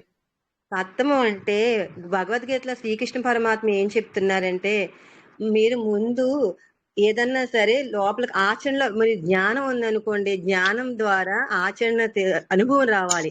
అనుభవం ద్వారా ఆచరణలో పెట్టాలి. ఆచరణలో పెడితేనే కదండి ఏదైనా దాని ఫలితం ఉంటే తెలుస్తుంది కదా, దాని వాల్యూ, దాని ఎత్తిత్వం, దాని గుణం తెలుస్తుంది కదండి. అవును, అవును, కరెక్ట్. అలాగే సాకార పూజ అది నిరాకార పూజ అని చెప్పారు. అలాగే ధ్యానం ద్వారా భగవంతుణ్ణి దగ్గర అవ్వాలి అంటున్నారు. భగవంతుడు అవును, ధ్యానం ద్వారా అవుతాము, అది మమేక అవుతాం అంటున్నారు. ఇప్పుడు పూజ అని చేస్తున్నారండి. నాకైతే ఏమనిపిస్తుంది అంటే గురూజీ, భగవద్గీత ఆచరణలో పెట్టిన కాడ నుంచి, ఇది తత్వం తెలుసుకున్న కాడ నుంచి అందరూ చేసి పూజ, నాకు ఇప్పుడు శబరి ఉందండి, శబరి పళ్ళు కొరికి పెట్టింది, అందులో అందరూ భావం చూడట్లేదు. ఎంగులి పళ్ళు ఎట్టింది, ఎంగులి పళ్ళు కాయట్టింది అంటారు. భర్త కన్నప్ప ఉంది, భర్త కన్నప్ప మాంసం పెట్టాడు అంటారు. దాని వెనకాల ఉన్నది ఏంటి మీరు చెప్పారు కదా, ఇప్పుడు భావన చూడట్లేదు ఎవరును. భావన అవును, చూస్తే వేరు కదా. ఇప్పుడు పూజలో తాంబూలం పెడుతున్నారు, తాంబూలంతో పాటు డబ్బులు పెట్టేయమంటున్నారు, పెడుతున్నారు. కానీ మీరు అన్నారు మనం ఏం చేస్తామో భగవంతుడికి అదే చెయ్యాలి కదా. అంతే కదండి గురూజీ. ఇప్పుడు మనం తాంబూలంలో డబ్బులు మింగుతామా, చక్క అవన్నీ పెడతామా? ఉమ్. అంతేనా అంటే గురూజీ భావన అంటే? మీ ప్రశ్న నాకు అర్థం కాలేదు. అంటే ఇప్పుడు తత్వం తెలుసుకోవడం కంపల్సరీ. తత్వం తెలుసుకోవడం కోసమే మనం ఇవన్నీ నేర్చుకుంటున్నాం. అయితే మరి పారాయణంలో వైరాగ్యం రావాలంటే పారాయణం ఏదైతే గురూజీ, పారాయణం లోపల మీకు ఎప్పుడు తత్వం తెలియదు. ఏ పారాయణం చేసినా తత్వం తెలియదు. పారాయణం అర్థం ప్రాథమిక స్థాయి అని మనం అనుకున్నాము. అది మొదట్లోనే అనుకున్నాం కదా, ఇవాళ కూడా అనుకున్నాం. ఆ, నోము, వ్రతము, పూజలు, పారాయణములు ఇవన్నీ కూడా ప్రాథమిక స్థాయి. ఈ ప్రాథమిక స్థాయి నుంచి మనము క్రమ పద్ధతిలో ఎదగడం అనేటటువంటిది అలవాటు చేసుకోవాలి. అంతే కదా. అలా ఆ కాదు గురూజీ. ఎదగడానికి అంటే ఇప్పుడు చెప్పండి. గుళ్ళోను పారాయణాలు పెడుతున్నారు గురూజీ. పారాయణాలు అంటే అందరూ పరిగెట్టుకుంటూ వెళ్ళిపోతున్నారు. నేనని కాదు, నేను వెళ్ళలేదు. అక్కడ అందరూ రన్నింగ్ లో స్పీడ్ గా వెళ్ళిపోయి మిస్టేక్స్ వస్తున్నాయి. దాని అవును, వల్ల తప్పు వస్తుందా అండి? ఇప్పుడు చిన్న ఒత్తు తప్పు వస్తేనే అర్థం మారిపోతుంది కదా. అక్కడ అవును. దాన్ని నిలుపు వేస్తుంది కదా. అది ఏదో మనం దాని అర్థం తెలుసుకొని దాన్ని మీరు చెప్పినట్టు అక్కడ చెప్పి, ఇప్పుడు ఎవరు ఇక్కడ అలా చెప్పట్లేదు. మీరు ప్రతిదీ చాలా, మొన్న నేను మాజీ గారి గ్రూప్ లో వచ్చినప్పుడు మీరు చెప్పింది విని నేను కూడా మా ఫ్రెండ్స్ కి వినిపిస్తే వాళ్ళు కూడా చాలా ఆనందపడ్డారు మీరు చెప్పే విషయాలు. కానీ గుర్తు రావట్లేదు ఇప్పుడు చెప్పడానికి. చాలా ఆ వేళ చాలా వివరణ ఇచ్చారు. అందరూ ఇలా అడిగారు, మిమ్మల్ని డౌట్లు అడిగితే అప్పుడు దానికి వివరణ ఇచ్చారు. కానీ ఇప్పుడు సరిగ్గా గుర్తు రావట్లేదు. ఓకే. అదే మనం అదే ఎదుటి మెయిన్ వాళ్ళకి ఏంటంటే పారాయణం చేసినప్పుడు గాని పూజలు, నోములు, వ్రతాలు చేసినప్పుడు గాని భావనతో చేస్తే భక్తితో మమైకమయ్యే అవకాశం ఉంది. తప్పక చేయొచ్చు. అయితే తత్వం తెలుసుకుని చేస్తే అది వేరు. ఎందుకంటే ఇప్పుడు మీరు చూసినట్లయితే మనం వారానికి 7 క్లాసులు తీసుకుంటున్నాం. సంస్కృత శిక్షణ తప్ప మిగతా 6 క్లాసుల్లో మనం తత్వబోధననే చేసుకుంటున్నాం. ఎందుకని? అన్నిట్లలో చెప్పేది ఒకటే. ఇప్పుడు ఏది నేర్చుకున్నా ఒకటే సత్యం. ఆ సత్యము శాశ్వతమైనటువంటి సత్యాన్ని మాత్రమే మనం ఇక్కడ తెలుసుకుంటున్నాం. కాబట్టి ఏదైనా కూడా పారాయణము, నోములు, వ్రతాలు ఇవన్నీ గుడ్డిగా అందరూ చేస్తున్నారని చేయకుండా వాటి లోపల అర్థాన్ని తెలుసుకోవడానికి ముందుకు రావాలి. అయితే ఈ రోజుల్లో ఏమవుతుందంటే అర్థాన్ని తెలుసుకోవడానికి ముందుకు వచ్చేటటువంటి జనాలు తక్కువ మంది ఉంటారు. ఎవరికి కూడా మూఢనమ్మకంగా వెళ్తుంది కదా గురూజీ. అది మూఢభక్తిగా పెట్టేసుకుంటున్నారు. అది తప్పు అని చెప్పేసి మనం అనుకుంటాం. కాబట్టి తత్వం నేర్చుకునే ముందుకు వెళ్ళాలి. అదే మనం ఇప్పుడు ఇందులో నేర్చుకుంటున్నదల్లా కూడా అదే అన్నమాట. ఏ వయసుకు తగ్గటువంటిది ఆ వయసులో చేస్తూ ముందుకు వెళ్తాం. ఇంకోటి వైరాగ్యం గురించి చెప్పారు కదా గురూజీ. వైరాగ్యం అనేది నిజం ఒక విషయం. మనకి భగవంతుడు ఇందులో స్థితప్రజ్ఞుల్లా ఉండాలి. ఏది మంచిని స్వీకరించకూడదు, చెడుని స్వీకరించకూడదు, సుఖ దుఃఖాలు, లాభాలాభాలు అని చెప్పారు. నిజంగా భగవంతుడు చెప్పింది మనం ఆ తత్వం తెలిస్తే వైరాగ్యం ఎప్పుడు వస్తుంది అంటే మనకు చుట్టూ నెగిటివ్ జరిగినప్పుడు మనకి వైరాగ్యం రావడానికి. ఇంట్లో వాళ్ళతో అటాచ్మెంట్ ఉందనుకోండి గురూజీ, మనం ప్రేమకి వశమైపోతాము. అదే బంధుత్వాలు అయ్యి ఇదిగా ఉండి మనం ఎక్కువ మీరు అన్నారు ఆధ్యాత్మిక విషయాల వరకు వెళ్తుంటే తత్వం తెలిసి మమతానురాగాలు తగ్గించుకుంటూ రావడం వల్ల మళ్ళీ వైరాగ్యం వస్తుంది కదా గురూజీ. నాకైతే ఇప్పుడు అనిపిస్తుంది ఇది అన్ని చదివిన మూలని. నాకు ఎవరికన్నా ఒంట్లో బాగాలేదనుకో, నేను పోయినా పర్లేదు, నా ప్రాణం పోయినా ఎదుటి వాళ్ళు బాగుంటే చాలు, కృష్ణ పరమాత్మ మన గురించి కాకుండా ఎదుటి వాళ్ళ గురించి చూడమన్న మనకి ఆచరణలో పెట్టమన్నారు. దేవుడికి ఇష్టమైనది మళ్ళీ మనం చేస్తే మనం దేవుడిని చేరుకుంటాం. మనకు నచ్చినట్టు చేయడం కాదు కదా Guruji. Correct correct correct correct. మనకు నచ్చినవి కాదు, భగవంతుడికి నచ్చినటువంటి మార్గంలో వెళ్తే మనం భగవంతుని ఏమనుకున్నాము? ప్రకృతి శక్తి. ప్రకృతి శక్తికి అనుగుణంగా మనం నడిచినట్లయితే మన లోపల శక్తి కూడా ఆనందంగా ఉంటుంది. అంటే మన లోపల ఉన్నటువంటి మనస్సు, ప్రజ్ఞ ఇవన్నీ కూడా భగవంతుడు అనేటటువంటి ఈ ప్రకృతి వైపుకి మనం మళ్లించుకోగలగాలి. మళ్లించుకున్నప్పుడు ఏమవుతుందంటే మనకు ఆ ఆనందం, ప్రకృతిలో ఉన్నటువంటి ఆనందం దొరుకుతుంది. ఉదాహరణకి నేను గాలి ఎటువైపు వీస్తుందో అటువైపు వెళ్తే సులభంగా పరిగెత్తగలుగుతాను. అదే విధంగా ప్రకృతి శక్తులు ఉన్నటు వైపు నేను వెళ్తే నేను చాలా సంతోషంగా నా సాధనని చేసుకోగలుగుతాను. కానీ చాలా మంది ఏం చేస్తున్నారంటే ఎదురీదుతున్నారు. ఎదురీదడం వల్ల వాళ్ళ కోరికలు తీరకపోవడమే కాకుండా ఎంతో సమయం, అమూల్యమైనటువంటి సమయాన్ని వారంతా వృధా చేసుకుంటున్నారు. కాబట్టి భగవంతుడు శ్రీకృష్ణుడు ఎలా అయితే మనకు ఈ వైరాగ్య భావన, ఇప్పుడు మీరు అన్నట్టుగా అన్ని బాగుంటే వైరాగ్య భావన రాదు, కరెక్టే. వారికి ఏదో ఒక నెగటివ్ ఇన్సిడెంట్ అయితేనే వస్తుంది. అయితే జీవితం లోపల అటువంటివి జరగని వాళ్ళు ఎవరు లేరు అని నా ఉద్దేశం. ఎందుకంటే ఎక్కడో ఒక చోట ఒక మరణం చూసుంటారు, ఎక్కడో ఒక చోట ఒక కష్టాన్ని చూసుంటారు, ఎక్కడో ఒక చోట వాళ్ళు వాళ్ళ జీవితంలో కూడా కష్టాన్ని అనుభవించుంటారు. కాబట్టి వాళ్ళలో వైరాగ్యం వచ్చి తీరాలి. వైరాగ్యం అనేది 3 రకాలని మనకు తెలుసు. శ్మశాన వైరాగ్యం, ప్రసూతి వైరాగ్యం, పురాణ వైరాగ్యం అని 3 రకాలు ఉంటాయి. ఈ 3 కూడా టెంపరరీ. ఎవరైనా మరణిస్తున్న వ్యక్తిని కాలిపోయినప్పుడు చూసినప్పుడు మనలో టెంపరరీగా వైరాగ్యం వస్తుంది. తర్వాత మళ్ళీ మనం అహంకారంతో బయటకు వస్తాం. అలాగే అదే విధంగా ప్రసూతి సమయం లోపల అయ్యయ్యో ఒక వ్యక్తి పుట్టడానికి ఇంత కష్టమా, జీవం బయటికి రావడానికి ఇంత కష్టమా అని చెప్పి చూసినప్పుడు వైరాగ్యం వస్తుంది. ఒక ఐసీయూకి వెళ్ళినప్పుడు వైరాగ్యం వస్తుంది. కానీ ఇవన్నీ ఏంటంటే అశాశ్వతం. అదే విధంగా పురాణాలు విన్నప్పుడు కూడా అయిపోయింది, అన్ని వదిలేస్తాను నేను అని అనిపిస్తుంది. ఇవన్నీ కూడా అశాశ్వతమైనటువంటివి.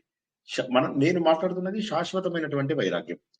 నెగటివ్ ఇన్సిడెంట్స్ వల్ల వచ్చేటటువంటి వైరాగ్యము అశాశ్వతమే. మళ్ళీ ఒక పాజిటివ్ ఇన్సిడెంట్ రాగానే మళ్ళీ నా అంత వాడు లేడు అనుకుంటాడు. ప్రతి వ్యక్తి కూడా జీవితంలో నా అంత వాడు లేడు, అన్ని బాగున్నప్పుడు నా అంత వాడు లేడు అనుకుంటాడు. కానీ నేను చెప్పేది శాశ్వతమైనటువంటి వైరాగ్యం. ఈ శాశ్వతమైనటువంటి వైరాగ్యం ఎలా ఉండాలి అంటే ప్రపంచంతో సంబంధం లేనటువంటి వైరాగ్యం, మనలో మనము రమింపగలిగేటటువంటి వైరాగ్యం. ఎందుకంటే సత్యం తెలిసినటువంటి వ్యక్తికి ఈ ప్రపంచంలో ఉన్నటువంటి బంధాలు, భార్య, భర్త, పిల్లలు, దేహాలు, మనవళ్ళు, మనవరాళ్ళు, చుట్టాలు, స్నేహితులు ఇవన్నీ కూడా అశాశ్వతమని తెలిసినప్పుడు మనం చాలా ఆనందంగా ఉండగలుగుతాం. అన్నిటికంటే ఎక్కువ ఆనందంగా ఉండగలుగుతాం. ఏది కోల్పోయినా కూడా మనం అందులోపల బాధపడం. అది శాశ్వతమైనటువంటి ఆనందం. మనకు ఎక్కువ మందికి జరిగేది మీరు చెప్పినటువంటి వైరాగ్యం. కానీ ఆ వైరాగ్యం ఎక్కువ రోజులు ఉండదు. నాకు తెలిసిన ఒక ఆవిడ వైరాగ్యం వచ్చి ఆవిడ భర్త పోగానే పిల్లల్ని అత్తగారి దగ్గర పడేసి ఆవిడ వెళ్ళిపోయి సన్యాసం తీసుకుంది. సన్యాసం కాదు, ఒక ఆశ్రమంలో జాయిన్ అయింది. అక్కడ చాలా రోజులుండి ఎన్ని నేర్చుకుందో. ఇంతలోకి ఆవిడ కూతురు పెళ్లి కోసం ఆవిడని పిలిచారు. ఆవిడ మళ్ళీ వెనక్కి వచ్చి కూతురు పెళ్లి చేసింది. ఆ కూతురికి పిల్లలు పుట్టారు. ఆ పిల్లల్ని చూసుకునే బాధ్యత ఇప్పుడు తన మీద పడింది. ఆ జ్ఞానం అంతా పక్కన పెట్టేసింది ఆవిడ. ఈ మనవళ్ళలో ఆనందాన్ని వెతుక్కోవడం మొదలెట్టి మా అమ్మతో చెప్తుండేదన్నమాట, ఇంతకంటే ఆనందం ఇంకోట్లేదు. నేను చదివిన పుస్తకాలు గాని, నేను సుఖబ్రహ్మాశ్రమంలో నేర్చుకున్నటువంటి గొప్ప విషయాలు గాని నాకేమీ జ్ఞాపకం రావడం లేదు. నాకు కేవలం నా మనవళ్ళు, మనవరాలు మాత్రమే జ్ఞాపకం వస్తున్నారు. కాబట్టి ఒక నెగటివ్ ఇన్సిడెంట్ వల్ల వచ్చేటటువంటి వైరాగ్యము అశాశ్వతమైనటువంటి వైరాగ్యం. శాశ్వతమైనటువంటి వైరాగ్యం ఆలోచన ద్వారా, ప్రజ్ఞ ద్వారా రావాలి. ప్రజ్ఞ అంటే ఏంటి? ఈ మహానుభావులు చెప్పినటువంటి ఈ గ్రంథాలు ఏవైతే మనకు ఇంతకుముందు అవైలబిలిటీ కూడా ఉండేవి కాదు, ఇప్పుడు అవైలబుల్ అవుతున్నాయి మనకు. ఇంత గొప్పగా అవైలబుల్ అవుతున్నటువంటి ఈ గ్రంథాలలో అసలు వైరాగ్యం గురించి ఏం డిఫైన్ చేశారు, ఏం చెప్పారు అని నేర్చుకున్నప్పుడు మనకు పర్మనెంట్ వైరాగ్యం వస్తుంది. అంటే సత్యాన్ని తెలుసుకున్నప్పుడు అసత్యం అంతా దూరం అయిపోతుంది. నిద్రలోంచి లేచినప్పుడు కలలో ఉన్నటువంటి పాత్రలన్నీ ఏ విధంగానైతే కొట్టుకుపోతాయి, సత్యం తెలుసుకున్నప్పుడు మనకున్నటువంటి ఈ కనిపించేటటువంటి మిథ్యా ప్రపంచంలో ఉన్న పాత్రలు కూడా అలా కొట్టుకుపోతాయి. కాబట్టి సత్యం తెలుసుకోవడానికి కేవలము ఆధ్యాత్మిక విద్య చదవడం మాత్రమే మార్గము. జై శ్రీకృష్ణ. జై కృష్ణ, శ్రీకృష్ణ, సాయిరామ్. గురూజీ ఇంకోటి, అలా మీరు చెప్పిన కరెక్ట్ పాయింట్ చెప్పి దాసాశ్వతం అని కరెక్ట్. అందుకే గురూజీ మనవలు పుట్టేదాకా బాధ్యత ఉంచుకుని అప్పుడు వానప్రస్థాశ్రమం తీసుకుని ఎవరి దానికి ఇచ్చి అప్పుడు మనం మంచి పనులు చేస్తా ఉంటే కూడా వైరాగ్యం అలా ఉంటుందా గురూజీ? అంటే ఇప్పుడు వానప్రస్థాశ్రమం తీసుకుని వానప్రస్థాశ్రమం కంపల్సరీ, వానప్రస్థాశ్రమం తప్పనిసరి. అందుకే పూర్వకాలంలో ఏమయ్యేదంటే పిల్లలకు వివాహం చేసిన తర్వాత భార్యాభర్త కలిసి వానప్రస్థ ఆశ్రమానికి వెళ్ళేవారు. అంటే సుమారుగా 50 ఏళ్ల తర్వాత. వెళ్ళిన తర్వాత ఏమవుతుంది, 50 నుంచి 75 వరకు సులభమైన జీవితం. అంటే ఏ వస్తువులు స్వీకరించకుండా, భోగభాగ్యాలు స్వీకరించకుండా, కార్లు, బంగళాలు, వస్తువులు ఇవన్నీ మూట కట్టుకోకుండా అరణ్యంలో కూర్చుని కందమూలాలు తింటూ ప్రశాంతమైనటువంటి వాతావరణంలో ఉంటూ, వానప్రస్థంలో ఉన్నప్పుడు పిల్లలు వచ్చి డిస్టర్బ్ చేయొచ్చు. ఆ హక్కు ఉండేది పూర్వకాలంలో. పిల్లలు వచ్చి నాన్న నెల రోజులకు ముందు, వారం రోజులకు ఒకసారి, తర్వాత నెల రోజులకు ఒకసారి, 6 నెలలకు ఒకసారి, 1 ఇయర్కి ఒకసారి. పూర్వకాలంలో ఒక చక్కటి పద్ధతి ఉండేది. ఆ రోజుల్లో ప్రతి ఒక్కరూ కూడా వానప్రస్థ ఆశ్రమంలోకి వెళ్ళాలి అని అనుకునేవాళ్ళు. కాబట్టి మన వాళ్ళు పుట్టేదాకా ఆగాలి అనుకోవడం తప్పు. పిల్లలకు పెళ్లి చేయడం కూడా నాకు సంబంధించినంత వరకు అది నేను బాధ్యత అనుకోను. బట్ ఓకే, దానికి గురించి ఇప్పుడు ప్రస్తుతం మనకు డిస్కషన్ వద్దు.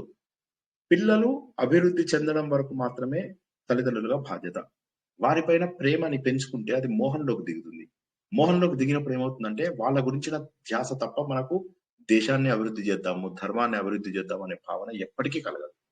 పిల్లలు, పిల్లల పిల్లలు, పిల్లల పిల్లలు, పిల్లల పిల్లలు, పిల్లల పిల్లలు, ఇంతే. బతికితే 300 ఏళ్ళు బతికినా సరే నా ముని మన వల్ల మన వాళ్ళు బాగుండాలని ఆశిస్తాం. కాబట్టి ఏంటంటే ఆ మోహాన్ని తగ్గించుకున్నటువంటి వ్యక్తికి మాత్రమే పరిణతి వచ్చినట్టు. పిల్లల్ని ప్రేమించడము గొప్ప, మన వాళ్ళని ప్రేమించడం గొప్ప, అందరూ చేస్తారు. కానీ అది కాదు మనం ఇక్కడ మాట్లాడుతున్నటువంటిది. వైరాగ్యం అనేది ఏంటంటే ఈ సమాజానికి దూరం అవుతూ, అంటే ఇప్పుడు ఈ రోజుల్లో మనం అరణ్యానికి వెళ్ళలేం కాబట్టి ఉన్నంత లోపల డిటాచ్డ్ గా ఉండగలగడం ఎలా పెంచుకోవాలి. ఆ డిటాచ్మెంటే సాధన అని వాళ్ళకు మనం నేర్చుకున్నదంతా కూడా ఆ డిటాచ్మెంట్ రావడానికి కారణం ఏంటంటే సత్యం తెలుసుకోవడము. నేను మరణించిన తర్వాత వీళ్ళు నన్ను ఎంత చూసుకుంటారని ఒక్కసారి ఆలోచించండి, వైరాగ్యం వస్తుంది. ఒక్కసారి ఈ సృష్టికి మొత్తం కారణం ఎవరు అని కళ్ళు మూసుకుని ఆలోచించండి. సముద్రం, పెద్ద సముద్రం ఉంది. ఆ సముద్రంలో చిన్న నీటి బిందువు మనం ఉన్నటువంటి భూమి. చిన్న నీటి బిందువు మన భూమి. సముద్రం ఎంత పెద్దది? ప్రపంచంలో 70% ఉంది సముద్రం. మనకు కనిపించేటటువంటి భూమి లోపల 70% ఉంది సముద్రం.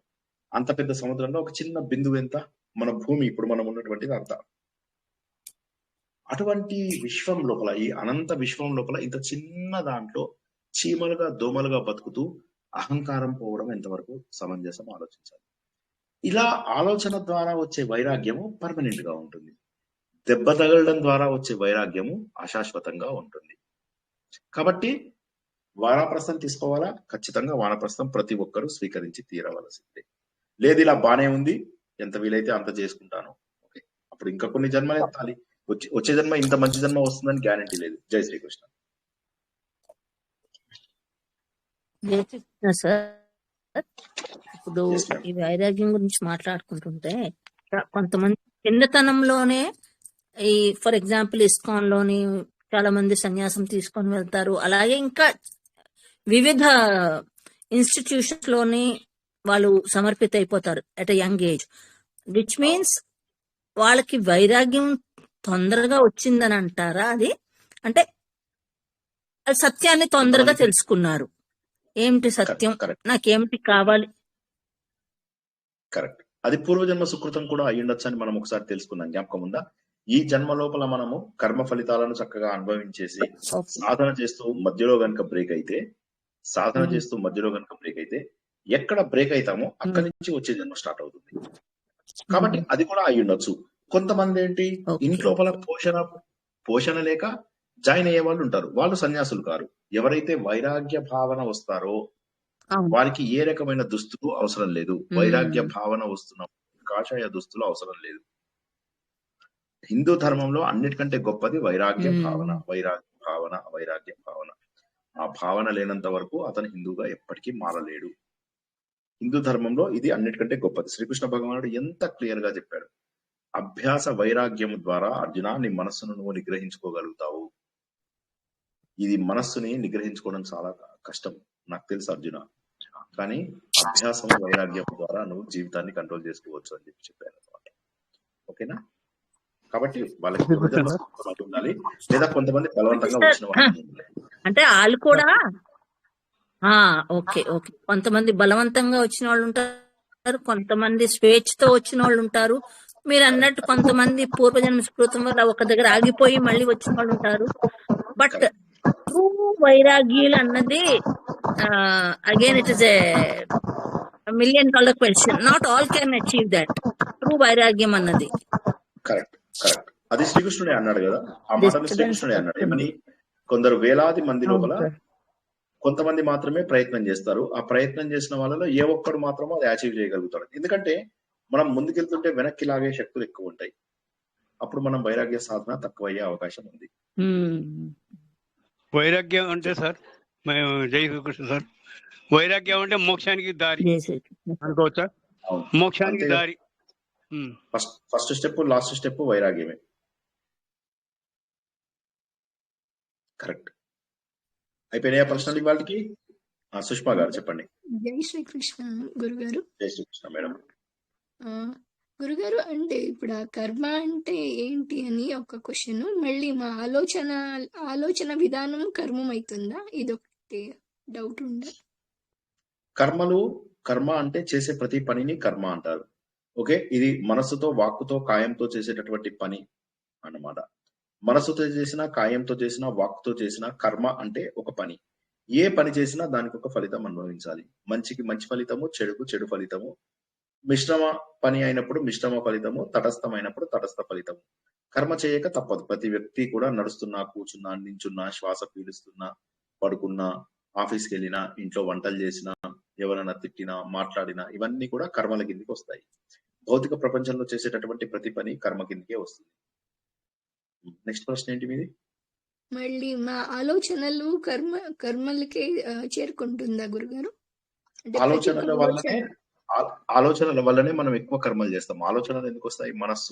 మనస్సు ఏమంటుంది? లడ్డు తీసుకురా అంటుంది. కాళ్ళు చేతులు ఏం చేస్తాయి? నడుచుకుంటూ ఫ్రిడ్జ్ వైపు వెళ్ళి ఒక చేత్తో ఫ్రిడ్జ్ ఓపెన్ చేస్తాం, రెండో చేత్తో లడ్డు తింటాం. కాబట్టి ఆలోచనలు కర్మలు చేయిస్తాయి మనకు. ఆలోచనలు లేకుండా ప్రశాంతంగా ఉన్నప్పుడు ఏమవుతుంది? కర్మలు తక్కువ చేయడానికి అవకాశం ఉంది. తర్వాత కర్మలు చేయకుండా ఉండద్దు అని చెప్పి భగవంతుడు చెప్పాడు. ప్రతి వ్యక్తి కూడా కర్మలు చేయాలి. అయితే కర్మలు చేస్తున్నప్పుడు ఎలా ఉండాలి? ఈ కర్మ యొక్క ఫలితం నాకు అంటకూడదు. కర్మ చెయ్యాలి, కానీ కర్మ యొక్క ఫలితం నాకు అంటకూడదు అనేటటువంటి భావనలో ఉండాలి. ఎలా పాసిబుల్ అవుతుందంటే కేవలం బాధ్యతగా చేసినప్పుడు మాత్రమే ఆ ఫలితం అంటుకోదు. ఉదాహరణకి నేను డాక్టర్ని, నేను ఎవరికైనా ఆపరేషన్ చేస్తూ వాడిని చంపేస్తే ఆ చంపిన ఫలితం నాకు రాదు. ఒక యుద్ధంలో సైనికుడు 100 మందిని చంపితే వాడికి 100 మందిని చంపినటువంటి పాపము రాదు. ఎందుకంటే అది బాధ్యతగా చేశాడు. ఉదాహరణకి కర్మ చేయాలి ప్రతి ఒక్కరూ. ఆ కర్మని బాధ్యతగా చేసినప్పుడు దాని ఫలితాలు మనకు అంటుకోవు. కానీ కర్మని కోరికలతో చేసినప్పుడు అప్పుడు దాని చెడు ఫలితాలు, మంచి ఫలితాలు అన్ని మనం స్వీకరించాల్సి వస్తుంది. భగవంతుడు దీనికి భగవద్గీతలో ఏం చెప్పాడంటే, కోరికతో కోరుకున్న ప్రతిదానికి అవిక్రమ నాశ దోషం, ప్రత్యవాయ దోషం అని 2 రకాల దోషాలు ఉంటాయి అని చెప్పేసి అన్నారన్నమాట. మీరు అది వింటే సరే, లేకపోతే ఈసారి ఆ వీడియో వినండి. ఓకేనా? ధన్యవాదం గురుగారు. జై శ్రీకృష్ణ అండి. ప్రసన్న గారు, తర్వాత వెంకట సుధారాణి గారు. సార్, ఇప్పుడు వైరాగ్య భావన అనేది ఇప్పుడు కలుగుతుంది. అయితే మనము గృహస్థుగా ఉండి కూడా అలా వైరాగ్యంతో ఉండొచ్చు కదా సార్ మనము? గృహస్థాశ్రమం అంటే ఎప్పటి వరకు గృహస్థాశ్రమమో చెప్పండి. అది దాన్ని బట్టి మనం ఆలోచిద్దాం. 50 years వరకు గృహస్థాశ్రమం సార్. తర్వాత తర్వాత భర్తతో భార్యతో భర్త ఇద్దరు మాత్రమే కలిసి ప్రపంచానికి డిటాచ్డ్ గా ఉండడం అనేటటువంటి దాన్ని వానప్రస్థం అంటాం. సార్, ఇప్పుడు వైరాగ్యం అనేది సన్యాసం అనేది ఒక్కటేనా సార్? ఇప్పుడు వైరాగ్యం అనేటటువంటిది సన్యాసంలోకి దింపుతుంది. సన్యాసం అంటే సమ్యక్ న్యాసము అంటే అన్ని చక్కగా త్యాగం చేసి గొప్పగా అధిష్ఠించగలిగే, మోక్ష మార్గాన్ని అధిష్ఠించగలిగేదాన్ని సన్యాసము అంటారు. వానప్రస్థంలో వైరాగ్యం డెవలప్ అవుతుంది. వానప్రస్థంలో ఏమవుతుందంటే అప్పటి వరకు మనం ఆలోచించని ఆలోచిస్తాం. గృహస్థాశ్రమంలో ఉన్నంత వరకు కార్లు, బంగళాలు, ఇల్లు, పిల్లలు ఇవన్నీ ఆలోచిస్తాం. వానప్రస్థం అనేది కొత్త యాంగిల్. అది నేర్చుకుంటూ భార్యాభర్త సాధన చేస్తూ ఉంటారు. అలా 50 నుంచి సుమారుగా 75 ఏళ్ళు వేసుకోండి. ఇందులో సాధన చేస్తూ ఉంటే వైరాగ్యం ఆటోమేటిక్ గా వస్తుంది. ఎందుకంటే ఈ సమయంలోనే ప్రవచనాలు వినడము, పుస్తకాలు చదవడము, మంచి మంచి వ్యక్తుల దగ్గర మంచి మంచి మాటలు వినడము, సత్సాంగత్యము ఇవన్నీ కూడా ఏర్పడడం జరుగుతుంది. ఈ సమయంలో వచ్చినటువంటి ఆలోచనలు మన లోపల వైరాగ్య భావనను పెంచుతాయి. 75 ఏళ్ళు సుమారుగా అనుకుందాం. ఓ 25 ఏళ్ల పాటు వైరాగ్య భావన మనం డెవలప్ చేసుకుంటే 75 నుంచి 100 వరకు మనం సన్యాసంలోకి చేరుకుంటాము. బ్రహ్మచర్యము, గృహస్థాశ్రమము, వానప్రస్థాశ్రమము, సన్యాసాశ్రమం అనే 4 ఆశ్రమాలలో 50 ఏళ్లకు 2 ఆశ్రమాలు క్లోజ్ అవ్వాలి. అందరూ బాగా చేస్తున్నారు ఇది. ఈ 2 దగ్గరికి వచ్చేసరికి ఆగిపోతున్నారు. వానప్రస్థం, సన్యాసం వచ్చేసరికి నేను చెయ్యను అంటే నేను చెయ్యను అంటున్నారు. కాబట్టి వానప్రస్థం అనేది తప్పనిసరి, ప్రతి ఒక్కరికి తప్పనిసరి. కాకపోతే తెలుసుకోరు, తెలుసుకున్నా కూడా నాకేం పట్టింది అని అనుకుంటారు. జై శ్రీకృష్ణ. జై శ్రీకృష్ణ సార్. సన్యాసం అంటే ఒక్కసారి చెప్పండి సార్, ఇంకోసారి. సన్యాసం గురించి. సన్యాసం అంటే అన్నింటినీ త్యాగం చేయగలగడం. అంటే అప్పుడు భార్యకి భర్త, భర్తకు భార్య కూడా అవసరం లేనటువంటి స్థాయిని సన్యాసం అంటారు. సమ్యక్ న్యాసము, సరైనటువంటి అంటే మోక్షానికి దారియా సార్ ఇప్పుడు ఇది సన్యాసం అనేది? అంతే కదా. సన్యాసం అంటే ఇక అన్ని వదిలేసామంటే ఇంక అంతే కదా, ఇక మోక్షమే అది. మోక్షం. ఎందుకంటే ఇక మనకి ఏది అవసరం లేదు. పూర్వకాలంలో అసలు సన్యాస మార్గంలోకి ఎవరు రాలేరు. ఎందుకంటే వానప్రస్థంలోకి రానప్పుడు సన్యాసంలోకి వచ్చే అవకాశం ఉందా? లేదు. కాబట్టి వానప్రస్థ ఆశ్రమం ఖచ్చితంగా 50 నుంచి 75 ఉన్నవాడు ఖచ్చితంగా డిటాచ్మెంట్ తెచ్చుకుని తీరాలి. తెచ్చుకోలేదు అంటే వాళ్ళకి సన్యాసం వైరాగ్యం అనేది ఒక డోర్ లాంటిది కదా సార్ సన్యాసానికి? వైరాగ్యం అనేటటువంటిది ఒక డోరు. అది మనకు 50 నుంచి 75 వరకు అలవాటు అవుతుంది. జై శ్రీకృష్ణ సార్. సార్ చెప్పండి. విద్యాప్రకాశానంది గారు ఏమంటారంటే, మీరు తెలిసింటది, సంసారం చేసుకుంటూ సన్యాసిలా బతుకని చెప్తాడు. అదే ఆ డిటాచ్మెంట్ వచ్చిన వాళ్ళు చేయొచ్చు. అందరూ రాగలిగితే అది చేయొచ్చు, తప్పలేదు. అది అందరికీ రాదు, ఎవరికి రాదు. అది వస్తుంది మంచి that is a great achievement sir. That is a very great achievement. గృహస్థంలో ఉంటూ సన్యాసం ఏమంటారంటే ఏం ప్రపంచంలో ఉన్నంత వరకు అది జరగదు. ఈ సంసారంలో ఉన్నప్పుడు ఏమంటారంటే ఏం పట్టించుకోవడం, ఏం పట్టించుకోవడం కొట్లాడతారు. అదొకటి. ఏం పట్టించుకోకుండా కూడా కష్టమే. అది కరెక్ట్. ఇందాక ఎవరో ప్రశ్న అడుగుతుంటే నేను ఆపాను. వారు ఎవరు ఇందాక ఒకరు ప్రశ్న అడుగుతుంటే జై శ్రీకృష్ణ అండి. జై శ్రీకృష్ణ అండి. ఇప్పుడు దీనికి తెలుస్తోంది మనసు అడుగుతోంది కానీ నాశనం అవ్వలేదని తెలుస్తుంది. ఎందుకంటే ఈ వికారాలు కానీ ఇలాంటి వచ్చాయి అంటే అక్కడ అడుగుతుంది కానీ నాశనం అవ్వలేదు అని తెలుస్తోంది. అదే అభ్యాస వైరాగ్యాలు అవసరం. అది అభ్యాస వైరాగ్యాల ద్వారా కూడా ఇదే సత్సంగాలు ఇందులోనే పూర్తిగా ఉంటారు. అయినా కూడా ఇప్పుడు అన్నారే గృహస్థాశ్రమంలో ఉంటూ కూడా సన్యాసంగా ఉండొచ్చు. అలా ఉండడంలో ఏదో వికారం వస్తుంది, ఏదో తేడా వస్తుంది. అక్కడ అడుగుయింది కానీ మనస్సు నాశనం అవ్వలేదు. అది శాశ్వత వైరాగ్యం కాదని తెలుస్తోంది. అది ఎలాగా అనే ప్రశ్న ఎక్కువ తీస్తుంది. నన్ను నేను తెలుసుకోవడం ఆ ప్రశ్న. అందుకోసమే ఏంటంటే ఇప్పుడు మనకు భగవంతుడు ఏం చేశాడు, ఈ సమయంలో నేర్చుకోవాల్సినటువంటి విషయాలన్నింటినీ కూడా అరణ్యకములలో, ఉపనిషత్తులలో పెట్టాడు. మనకేం చేశాడంటే భగవంతుడు, ఇది సంహిత, ఇది సంహిత, ఇది సంహిత 4 భాగాలు ఏంటి? సంహిత, అరణ్యకము, బ్రాహ్మణము, ఉపనిషత్తు. సంహిత, బ్రాహ్మణము, అరణ్యకము, ఉపనిషత్తు. ఈ సంహిత, బ్రాహ్మణము అనే ఇంత పోర్షన్ ఏదైతే ఉందో ఈ పోర్షన్ అంతా కూడా మనకు గృహస్థాశ్రమం వరకు. అరణ్యకము తర్వాత ఉపనిషత్తులలో, వేదములలో ఏం చెప్పారంటే ఎలా ఉంటే బాగుంటుంది 50 ఏళ్ల తర్వాత జీవనం అనేది చెప్పారు. దానిని మనం చాలా సులభంగా ఉపదేశ సారంలోను, భగవద్గీతలోను మనం నేర్చుకున్న వాటన్నిటిలో నేర్చుకుంటున్నాం. సంహిత, బ్రాహ్మణంలో ఉన్నటువంటివన్నీ మనం ఇప్పటి వరకు చేసాం. అరణ్యకము, ఉపనిషత్తులలో నేర్పించినవి మనకు శాశ్వతమైనటువంటి వైరాగ్యాన్ని తెచ్చేవి. అరణ్యకమేమో మెల్లమెల్లగా తీసుకెళ్తూ ఉంటుంది. ఉపనిషత్తు పూర్తిగా జ్ఞానంలోకి తీసుకెళ్తుంది. ఆ గొప్ప ఉపనిషత్తు సారమే ఉపదేశ సారము భగవద్గీత. కాబట్టి తప్పక నేర్చుకుంటారు ఇవి. అందుకే జ్ఞానం పెంచుకోవాలి అనేది ఇవాల్టి టాపిక్ ఏంటంటే జ్ఞానం పెంచుకోవాలి. మనస్సు నాశనం కావడం లేదు అంటే కారణం ఏంటి అంటే మనకు జ్ఞానం ఇంకా రాలేదు. ఆ జ్ఞానం వచ్చిన మరుక్షణము మనస్సు నాశనం అయిపోతుంది. జై శ్రీకృష్ణ. ఈ రోజు ఇక్కడ ఆపుకుందామా? ఇంకెవరికైనా ప్రెస్సింగ్ క్వశ్చన్ ఉంటే అడగండి, లేకపోతే వాళ్ళు ఇక్కడ ఆపుకుందాం.